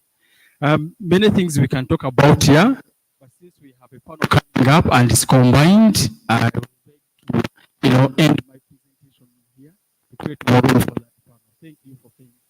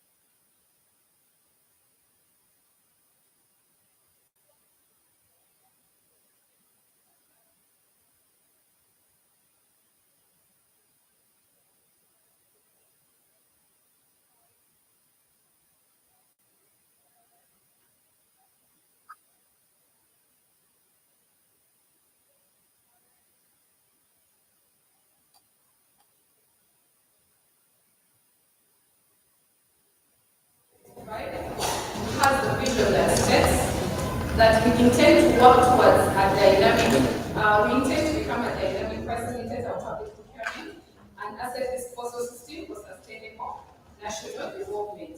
Thereafter, we have strategic 5 areas for our strategic focus. The first one is strengthening regulation of the public procurement system. The second is enhancing stakeholder engagement, like we are doing here. And that is strengthening institutional and management capacity. And lastly, to leverage technology in order to deliver efficiency in public procurement. So one of the key initiatives that the authority is undertaking in order to achieve this vision is to encourage the ordinary citizens, to encourage citizen participation in public procurement, right from the planning processes onto the procurement and contract monitoring processes, because we recognize that their participation in these areas actually does contribute to sustainable national development. And so the citizens of this country, have a key role in ensuring that their leaders, along with duty bearers, provide services that are commensurate to the resources allocated to them. They have also become important actors in the delivery of social services and implementation of development programs. For them to be able to do this, we recognize that they have to be equipped with the necessary information that will help them achieve their various objectives. So with this in mind, the authority, the PPDA, recognizes the importance of online space for access to information, and one of the ways it is doing this is by promoting what we call open contracting. Open contracting is simply publishing and encouraging the use of open, accessible, and timely information on all government contracts as a way of engaging ordinary citizens. This open contracting is bringing together government, it's bringing together the private sector, it's bringing together the civil society and the ordinary citizens to ensure transparency, effective delivery of services, and this means that the following are important to us as the authority. Number one, the disclosure of this information, making this information available to everyone who wants access to it. Number two, the participation of citizens. What does this mean? Making information available in a usable format. The earlier speaker, the Honorable, actually made mention in this, that it's one thing to provide information, but it's another to actually provide information in a usable format. So that is important to us. The third thing that is important to us as the authority is accountability. That means, how do we make this information actionable? So by doing this, the authority aims to achieve the following. First, promoting a complete procurement cycle and transparency in the process. Government and the public being accountable to each other. Improving trust amongst government and the ordinary citizens. Improving project ownership in communities. That means if government is implementing a certain project in an area, the citizens of that area actually have project ownership. They feel that the project is going to benefit them, and therefore they are part of monitoring that project. Fostering gender-responsive public procurement. What does that mean? In a bid to promote equity and equality in the procurement process. And then, of course, effective service delivery, easier and more efficient oversight processes, that is to the MDAs that have the oversight mandate, IG, Inspectorate of Government, the Office of the Auditor General, and then better and fair competition. So when you look at the legal requirements in public procurement, the mandate of the authority is actually aligned with the principles of open contracting, making government a champion or advocate for ensuring universal access to information in this digital era. In fulfillment of that strategic objective of ours that says we intend to, or we work towards leveraging technology in order to deliver efficiency in public procurement, the authority is implementing a number of digital tools in a way of ensuring universal access to information in this digital era. The first one is the electronic government procurement. You could have heard about that. The electronic government procurement system is one where the use of information and communication technologies is used for a more efficient and transparent exchange of information, transactions between government and the suppliers of the goods and services. The system has automated the entire public procurement process. That means if you're interested in doing business with government, you actually have to register online, and then you have to go through the entire process, buying the bid documents electronically. And so we reduce the interface between the suppliers and the procurement entity in a bid to deal with corruption tendencies. The other system that is being implemented by the authority is the contract monitoring system. This system is created to foster stakeholder participation in monitoring and implementation of public projects. That means if there's a public project that is going on in your area, you take interest in this project, and this system gives you a means of providing feedback to the institution that is implementing that project. If things are going wrong, this is an app that sits on your phone. You can simply log onto the app and give feedback.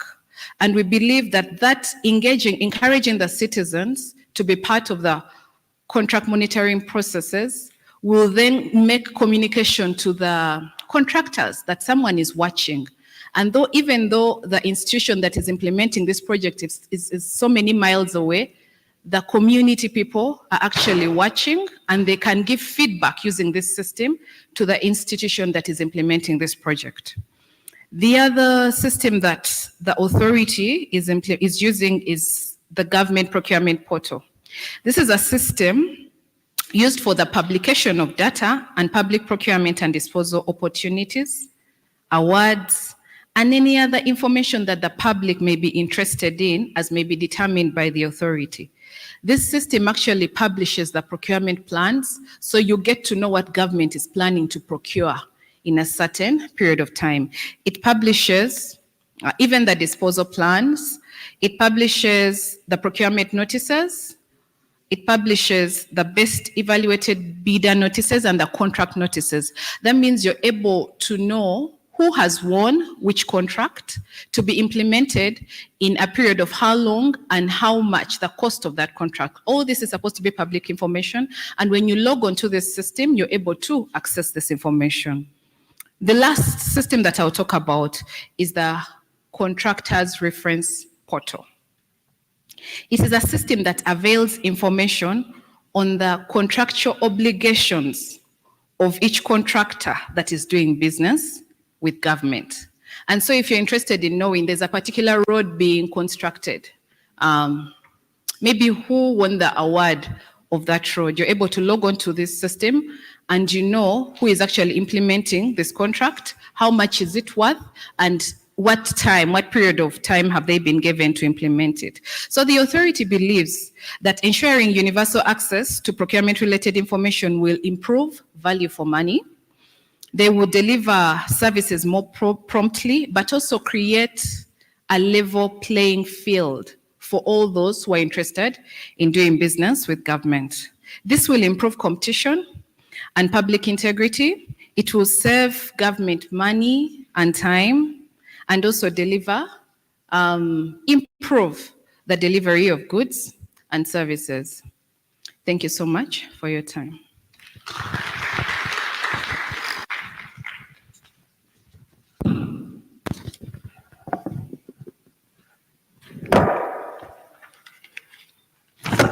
Well, thank you so much, Ms. Doreen Mulema Chaze. She is the Manager, Performance Monitoring, Public Procurement and Disposal of Public Assets Authority. We cannot continuously resound and voice the universal access to information without talking about the fact that it is a human right.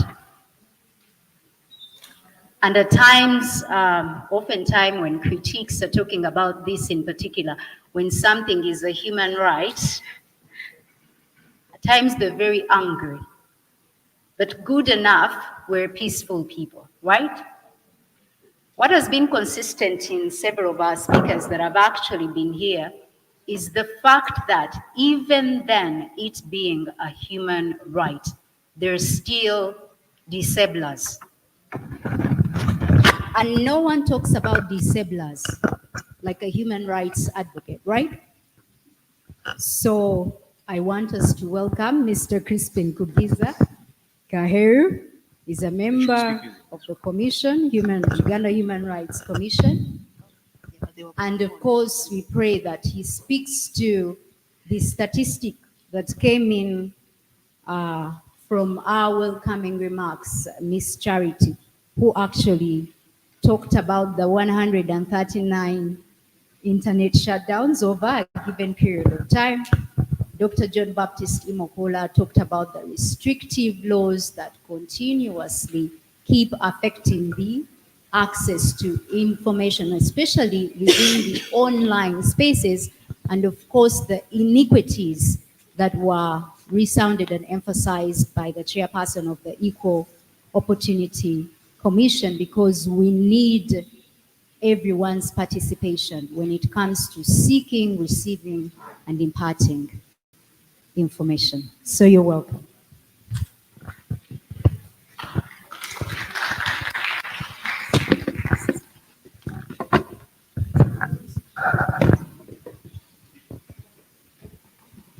Thank you very much, Mabel.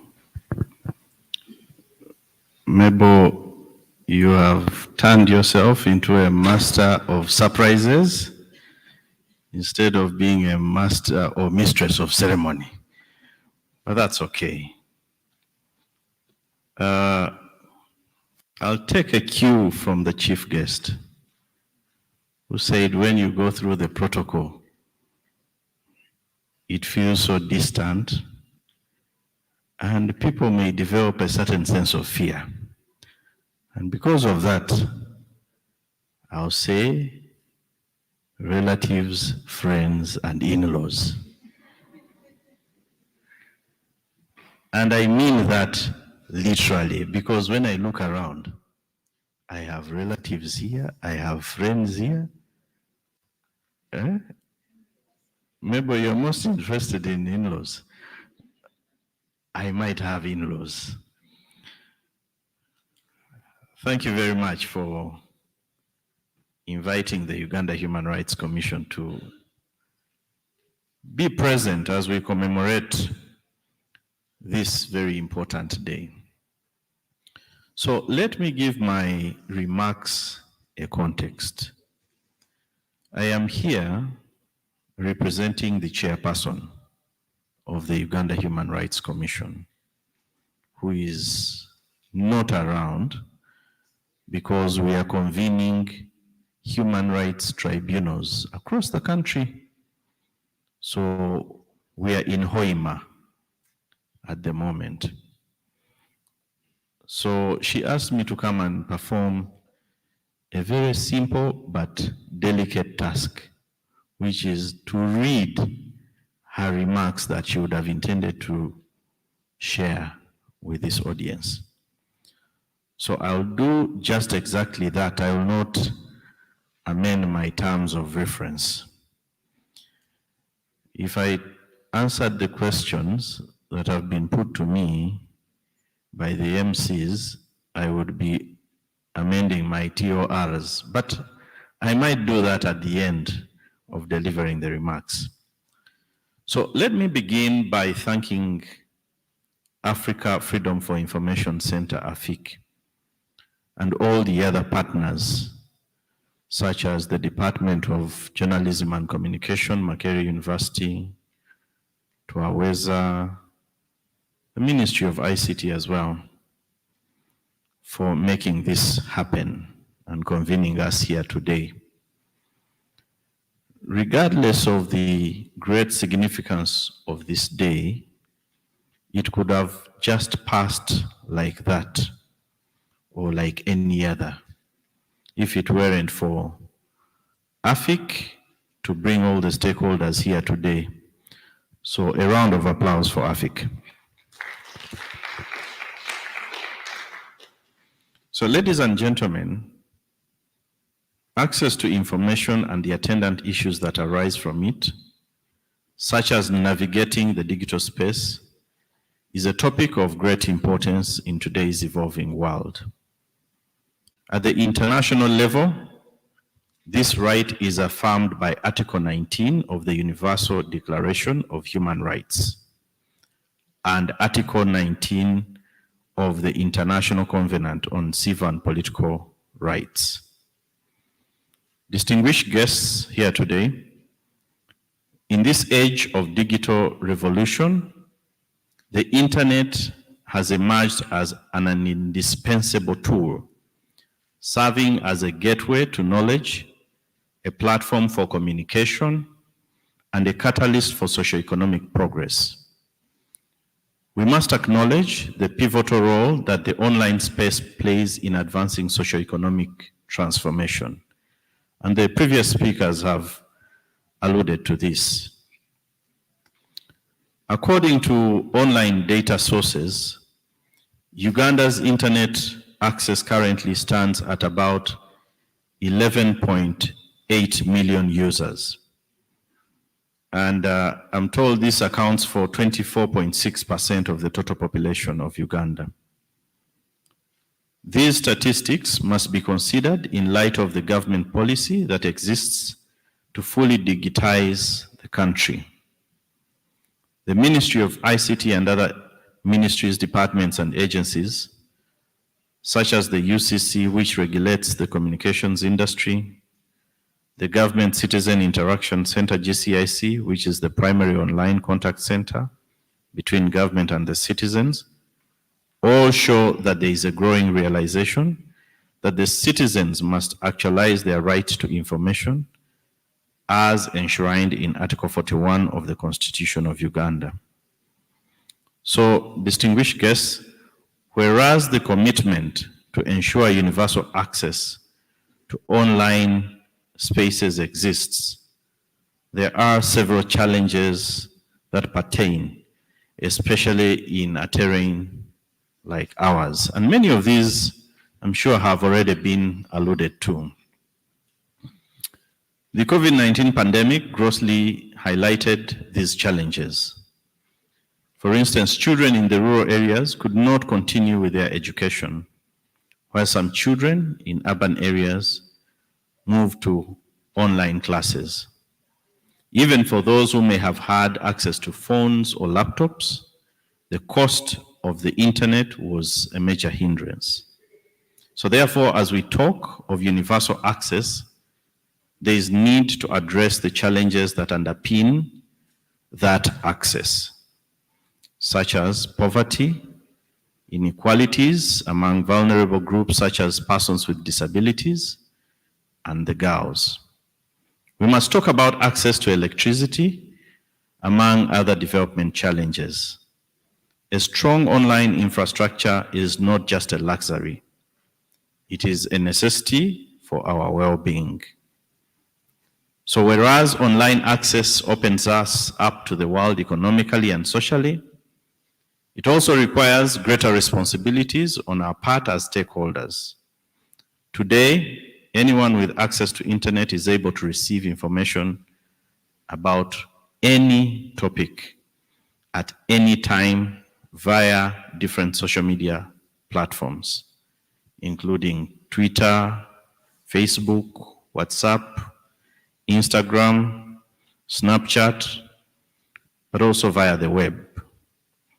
And now we have something called artificial intelligence that has even taken access to information to a whole new level.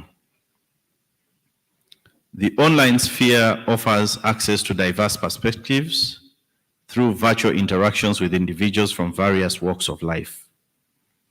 Furthermore, it has created opportunities for entrepreneurship, job creation, and financial inclusion.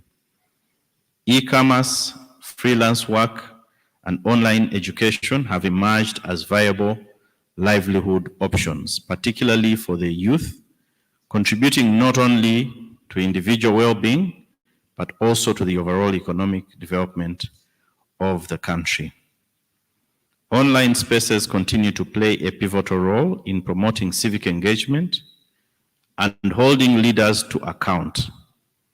Social media and online platforms have allowed citizens to voice their opinions, to advocate for change, and to demand transparency from government. We must continually address the challenges of this digital era, including issues of misinformation, digital security, and access disparities. Children today are particularly vulnerable to inappropriate online content. Hate speech is being fueled by the anonymity of the internet. Mental health challenges have sometimes resulted from cyberbullying. And then we have the problem of online fake news, misinformation, and disinformation that has captured the power to poison minds, divide communities, and incite real-world violence.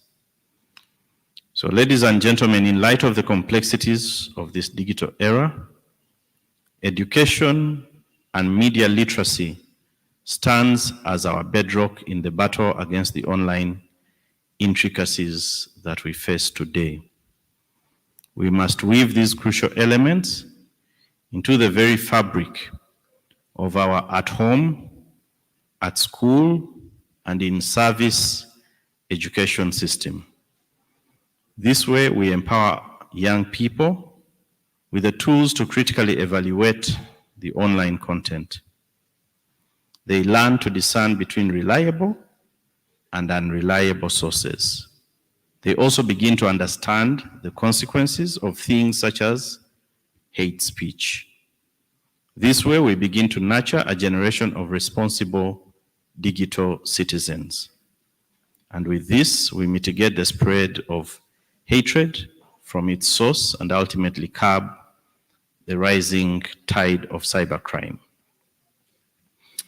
Let me also stress this before I conclude, that we must strive to engage our communities in open and honest dialogues continuously.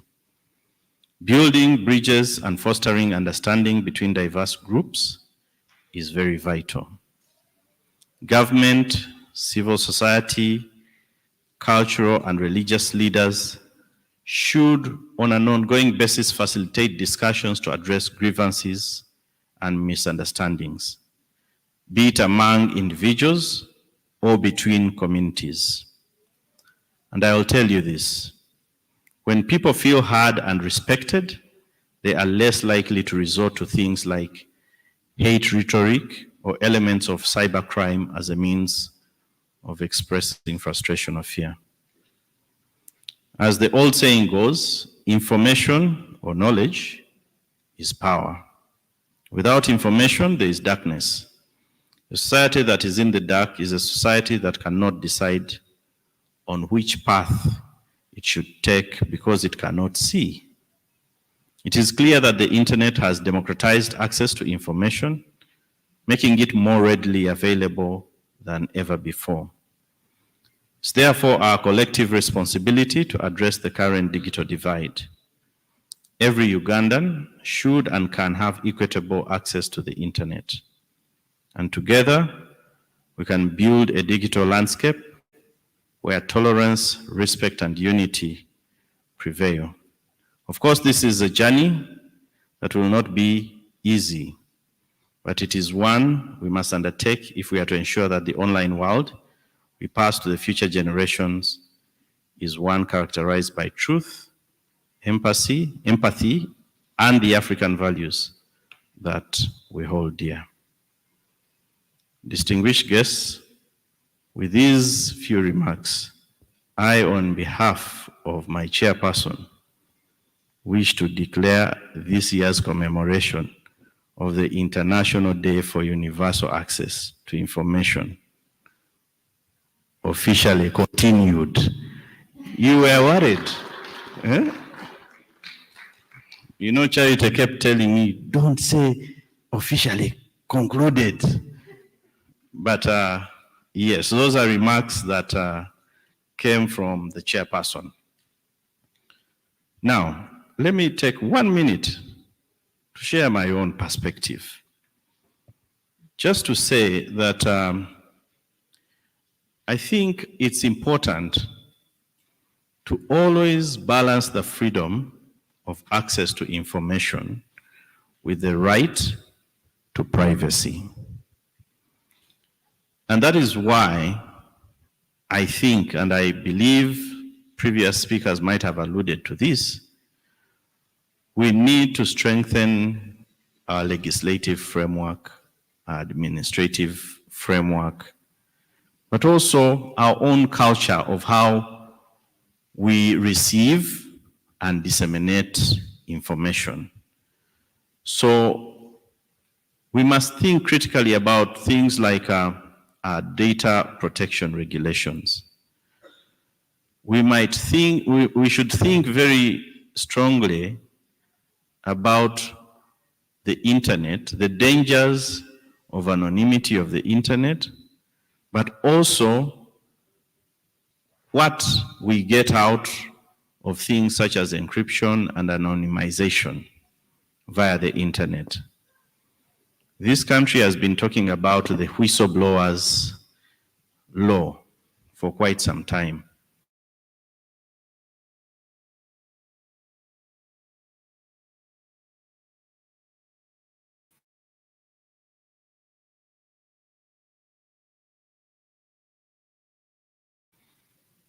How far data use policies? Because we are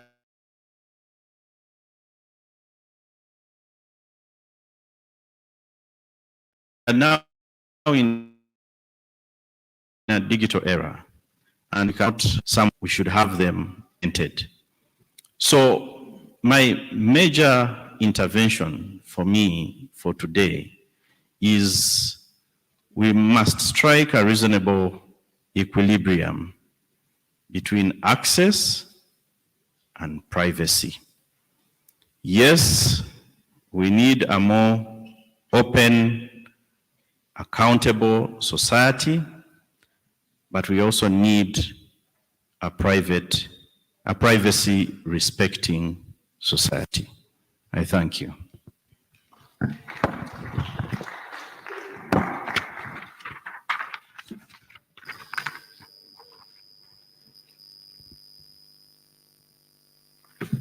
You indeed, Mr. Kaheru indeed promised to touch on the issues I talked about a little bit. So should we agree that he has or he hasn't?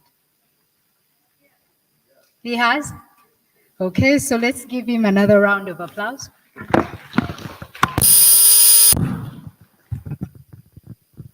Okay, so I will request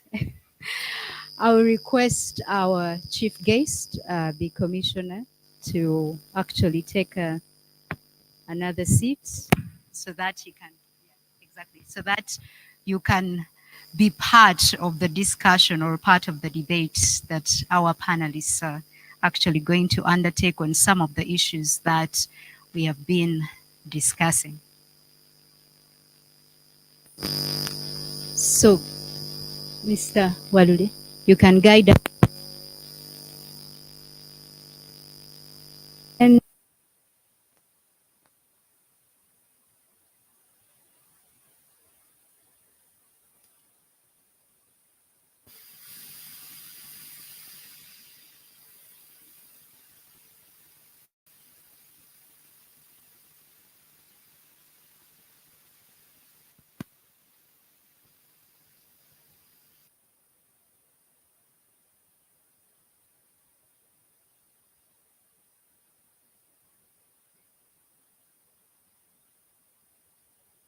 Enabled Services Advisor, that is at the National Information Technology Authority, Uganda.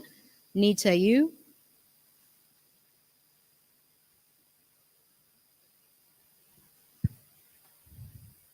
Ms. Goreti Zavuga Amuriat, Program Manager Gender and ICT Policy Advocacy from the Women of Uganda Network.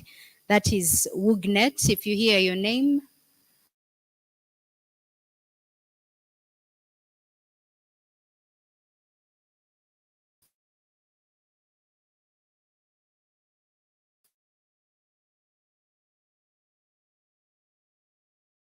these specific seats. Service is public Ministry of ICT and National Guidance. Dr. Adolf Mbaine,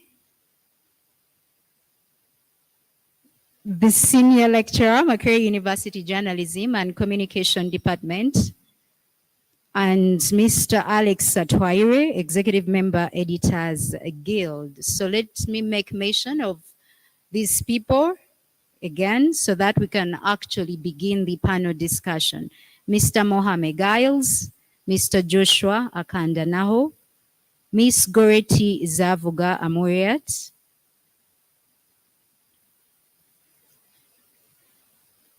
Mr. Ochero Michael, Dr. Adolf Mbaine, and Mr. Alex Atwaire.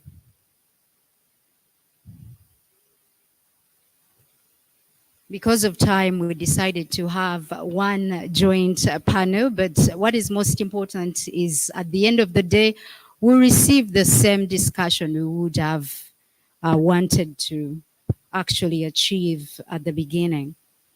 So a reminder, and of course, again, we appreciate you for being here today as you continuously thank the Africa Freedom of Information Center, that is AFIC, for organizing this event in collaboration with Twaweza, East Africa, Makerere University Department of Journalism and Communication, and the Ministry of ICT. So thank you so much again for leading us into this discussion from the time we actually started. So for Mr. Mohamed Giles, who is the managing editor, if you're consuming, if you're in the category of the 4% that gets their information from the internet, then you must be familiar with Chimp Reports, okay? So he's the managing editor, and he's also a digital media entrepreneur. And of course, Mr. Joshua Akandanaho, Business Process Outsourcing Information Technology Enabled Services Advisor, and Ms. Goreti Zavuga Amuriat. Within those spaces and societies, I'm asking the same question to the three of you.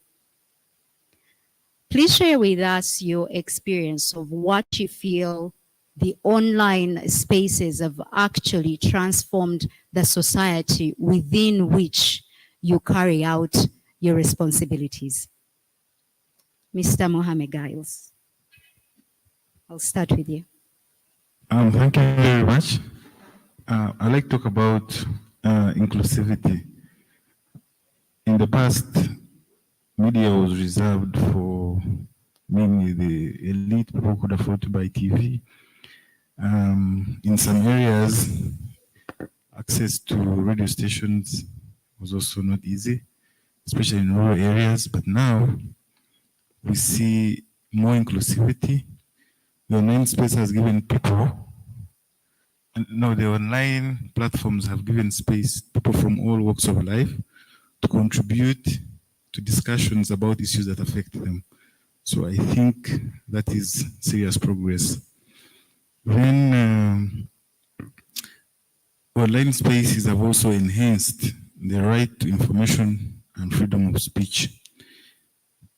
You see people expressing themselves on social media, criticizing government, holding leaders accountable, criticizing the potholes in our cities, running exhibitions, and so on and so forth. Lastly, the increased internet penetration places information at the fingertips of our people, regardless of the geographical location and their socioeconomic status. Recently, there was a politician who was in Imbarara, and he was speaking at the radio station. He didn't realize that he was speaking to himself.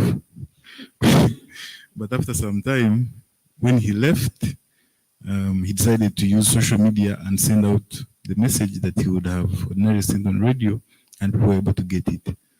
So that's my humble contribution. Thank you. Okay, please pass it on to Mr. Akanda now for the same question. Oh, he's actually not here. Okay, so Miss Goretti Zavuga.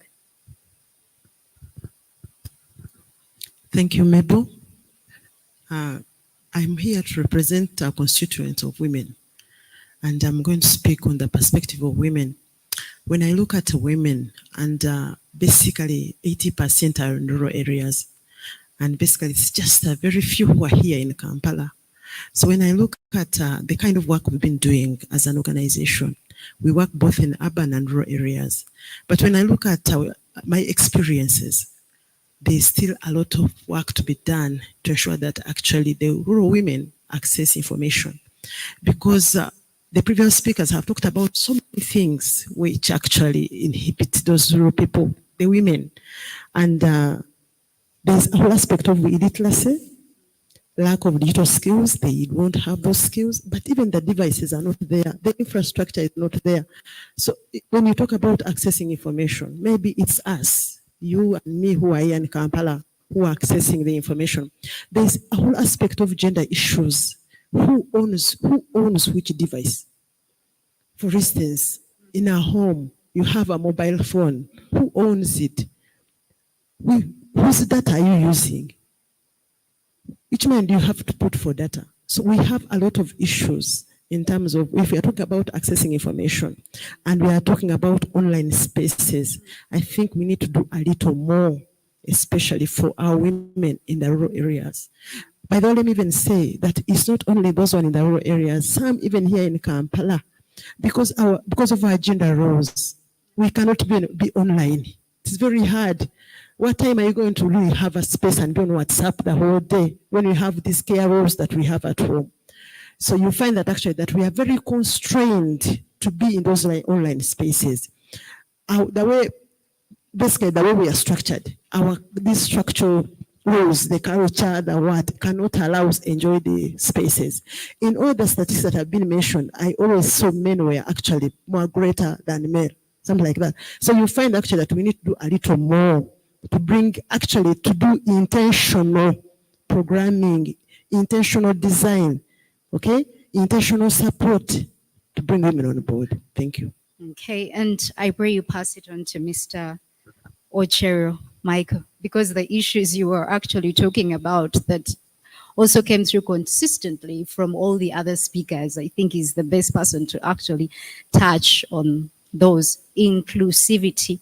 And I'll pick from what the commissioner challenged us at the beginning, and he said, yes, the theme is the importance of online spaces for access to information, but is there a trader here?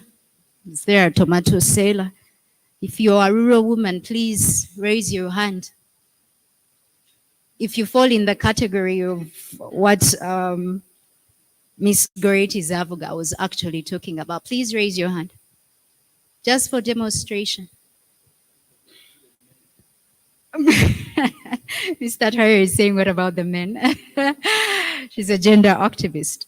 So back to Mr. Ochero, the inclusivity of information within the online spaces, in moving the government services online so that the rural women that Ms. Zavuga is talking about are also included. That was also channeled by the chairperson, Equal Opportunities Commission, because the commissioner talked about the digital transformation roadmap, and I know it's 5 pillars, commission. It says skills development, digital services, cybersecurity, innovation, entrepreneurship. But are they to everyone in terms of inclusivity, Mr. Chair? Thank you, MC, and greetings to members here and colleagues. In terms of inclusivity, this is the ministry, and of course government is engaging to include up to the rural woman who should be here, And this is being done in several ways. One, of course, is to reduce the cost of communication. And specifically in terms of development of systems, innovation. The hub where we are right now is actually one of the outputs of one of those programs, the Innovation Hub. And through this hub, we have reduced the cost of development of systems. We have several systems in government where services are being offered that have been developed here. You heard of the EGP, eDocs, URSB. We also want to go into the systems for URA, IFMIS for government, such that development costs go down, service delivery will go down. In terms of infrastructure, the ministry is involved in lowering the cost of internet. One of the major interventions was the national backbone, 5,000 kilometers of fiber, which was laid by government. What happened after that, the other service providers started using the government fiber. Therefore, development costs were lowered, and therefore the internet cost went down to about $70. We're now thinking, we're planning to increase the coverage and therefore reduce the cost more. In terms of human capital development, supporting these systems, development of the skills, making sure all of us have those skills. We have what is called the new modularized program in terms of technical skilling, where you can train for 3 months and get certified, say, in fiber. That means you can go back to employment and work with your proper skills, technical skills. In terms of cost of devices, your tablets, what government has done is to set up the ICT parks such that we can develop systems locally, such that they can be cheaper. In terms of cybersecurity, we have the laws that we have developed such that our people cannot be cheated. What we need to do now is to enforce all these callers that want to deceive our population. They can be curbed through enforcement of those regulations. That's just a snapshot of some of the interventions. Thank you. Okay, thank you, Mr. Ocheru. Please pass it on to Dr. Mbaine.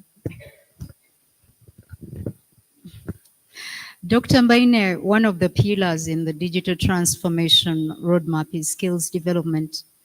Then there's also the innovation and entrepreneurship, which by this digital age and the boom of new media, we believe all this should actually start.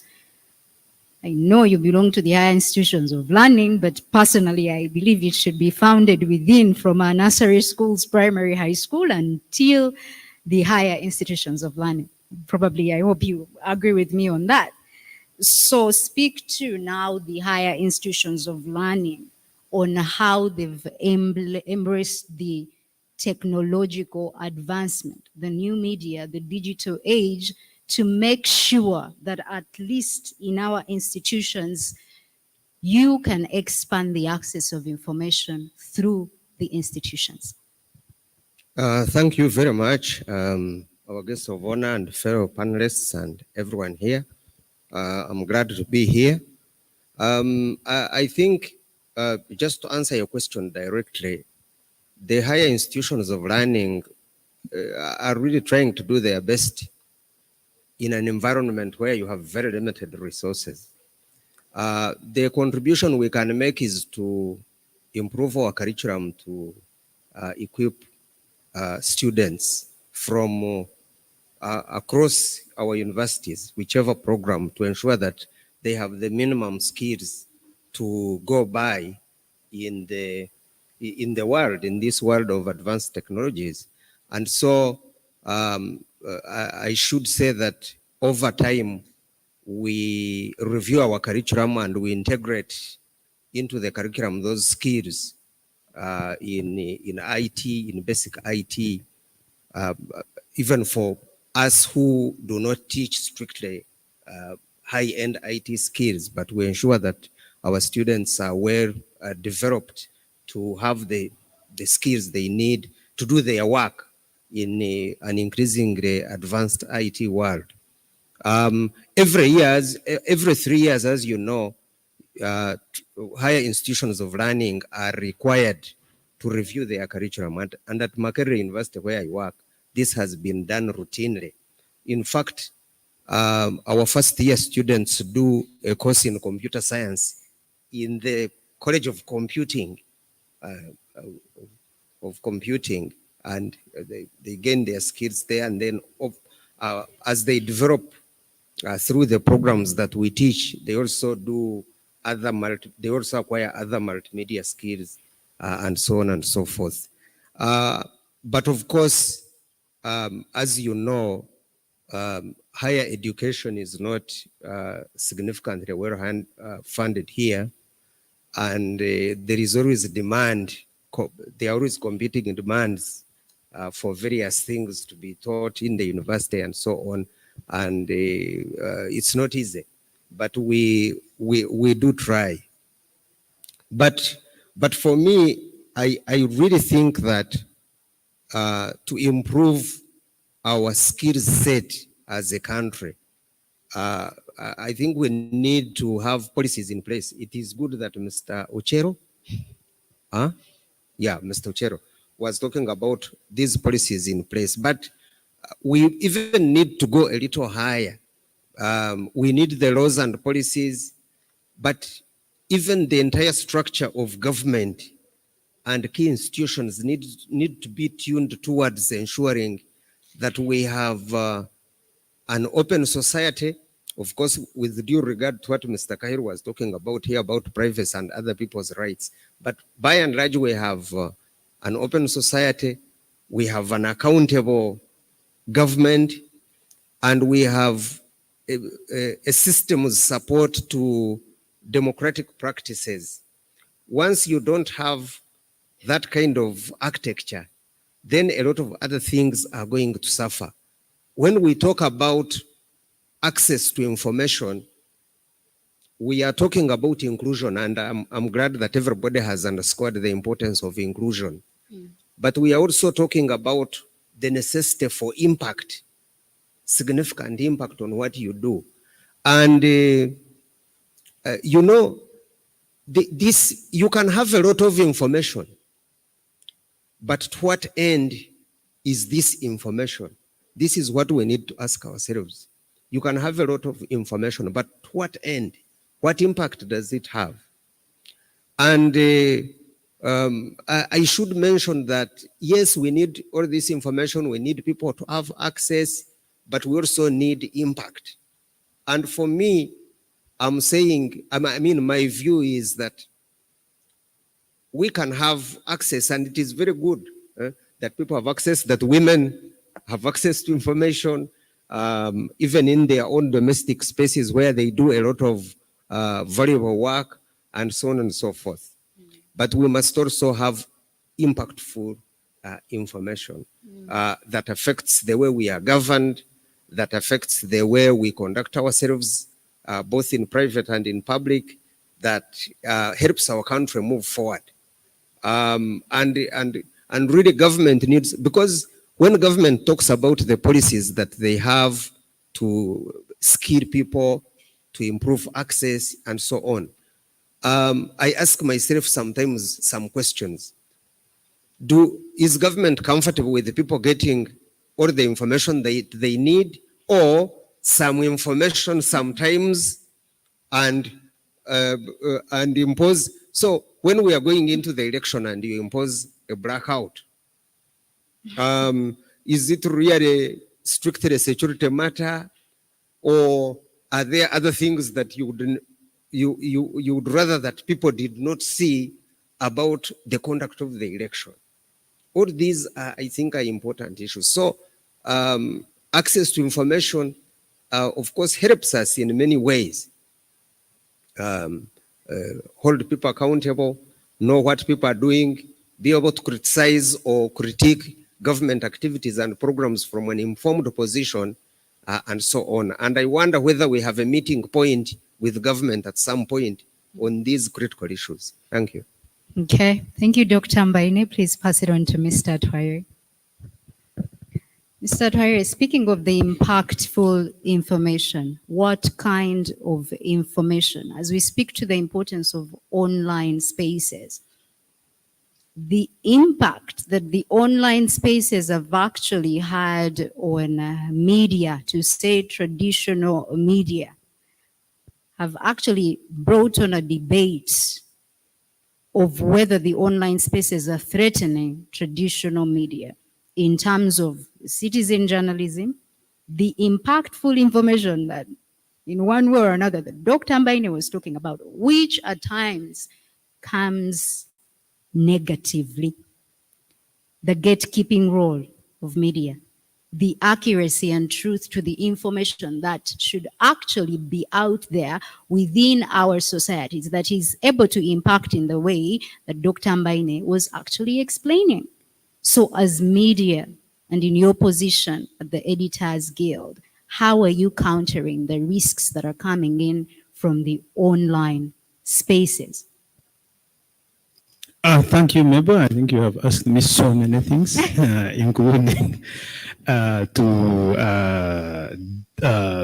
look at the ethical side of stuff that comes with access to information.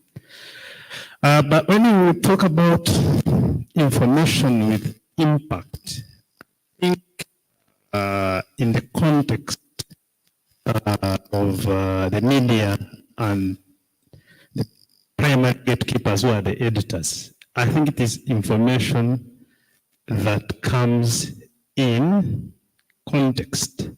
So when we are talking about the subject itself, we need to look at context of it. And as Dr. Adolf said, if you are saying that government is committed to access to information and there is political will, and then during a certain period where information about certain issues that affect people in the context of how they want to be governed, and then you close all the channels to access to information, what signal are you sensing? I think that's what the context in terms of the impactful information means. Secondly, I was happy that Mr. Ochero then went through a summary of all programs that government is putting in place to make sure that there is universal access to information, and specifically looking at infrastructure and empowering the population in terms of skills. There needs to be context to it. And if you are laying all this backbone the project to make sure that infrastructure is bringing proper networks to, are we doing an audit to see how then this is enabling the tomato seller in Bushenyi? You asked about rural women in the house. I put my hand up because I am a rural man, and I have some goods that I prepare in the rural areas. What I have noticed when I am there, and I am normally a 70% digital person. Even I thought that this meeting can be held digitally and we are able to have impact. While I am down in Bushenyi, in terms of digital infrastructure, I have to, if I'm going to attend, for example, an online meeting, I have to move away from home to go to where things are going stable. So we need to put all these things in context for us to have access to information that has impact on the public. That's my take. All right, thank you so much, Mr. Traore. We're going to have another round of questions, and then we'll conclude our panel discussion. So I'll come back to you, Mr. Giles. And Mr. Giles Mohammed, a reminder, is the Managing Director, Chimp Reports and Digital Media Entrepreneurs. So it's two questions in one because of time. So what you would say is the biggest challenge that you face as a managing director of an online paper like Chimp Reports, and what keeps resounding in your mind of what you feel could be the solution? Thank you very much. I think corporate interests, are supposed to report very truthfully to audiences, but you have these big clients, telecoms, and they're sending information to publish as is. So that's a very big challenge. So I think the solution is trying a subscription model. We had tried it in the past, but we suspended it during the COVID pandemic. So it's more sustainable. It's a sustainable revenue stream that can enable us to operate more independently of the corporate interests. I thank you very much. Okay, you can pass it on to Ms. Zavuga for the same question. The biggest challenge within your responsibilities and what you feel should be the way forward. Thank you, Mabel. I think I've talked about all the challenges, but to me, what I think is that there's need for either funding, something like that, for continuous sensitization and ensuring that the people who do not know, they are brought on board. Okay, we should have programs. Of course, the previous speaker thanked the CSOs for actually bringing issue on board, which we actually do. So there should be continuous advocacy, raising awareness, because one of the things that people don't know, okay, even the women who are actually talking about that they don't have these devices, they may not be knowing whether actually they are very important. You talked about impact. They may not be knowing whether they're actually useful to have some economic value. So there's a biggest challenge of lack of awareness of these tools, what they can do to basically impact on their lives. So to me, that's a very big challenge, and the support, the funding, to ensure that there's continuous education, there's continuous provision of the devices, something like that. Yeah, that's what I think. Thank you. The same question to Mr. Traore. I think the biggest challenge to having an impactful and universal access to information, one of them is the infrastructure.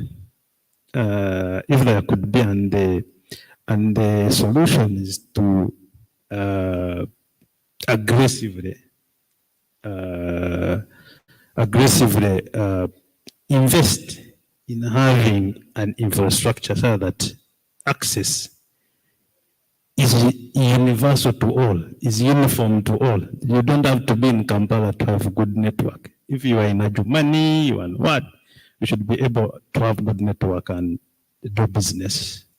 And then number two, this has been affecting our newsrooms as we do transformation to digital business models, is skills, and this can be handled at institutional level. To change somebody the other day said they don't like things like mindset change, and the mindset of older hands are also do training. The newer hands are coming from these institutions when they already have the mindset of operating digitally and operating digitally at the very optimum levels. That would be the solution for me. Okay. Please pass it on to Dr. Mbaine. It's why, Dr. Mbaine, I mentioned the skills development. Yeah. At the beginning. For me, I think really the challenge is the general direction in which we want to take our country. We seem to think in silos about what we need to do to go forward, rather than have some composite direction about where we should take this country. And so subsequently, our policies and even regulatory frameworks are so narrowly defined that sometimes they don't take us anywhere.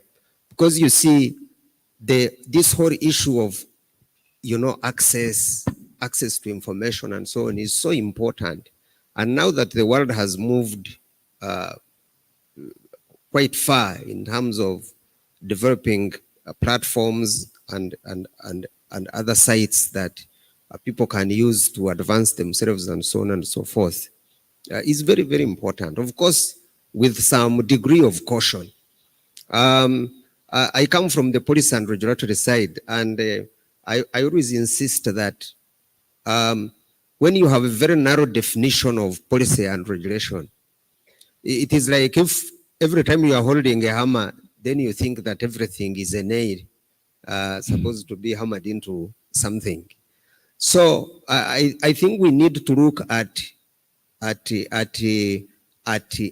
information, at journalism as opportunities for the country, rather than as problems. The problems that exist therein can be handled, but the point of departure should be that these are opportunities. And very, very finally, on this matter of access to information, I wish to emphasize that we should improve and sustain good journalism in this whole issue of access to information. Because at the end of the day, journalism is a significant leader or provides significant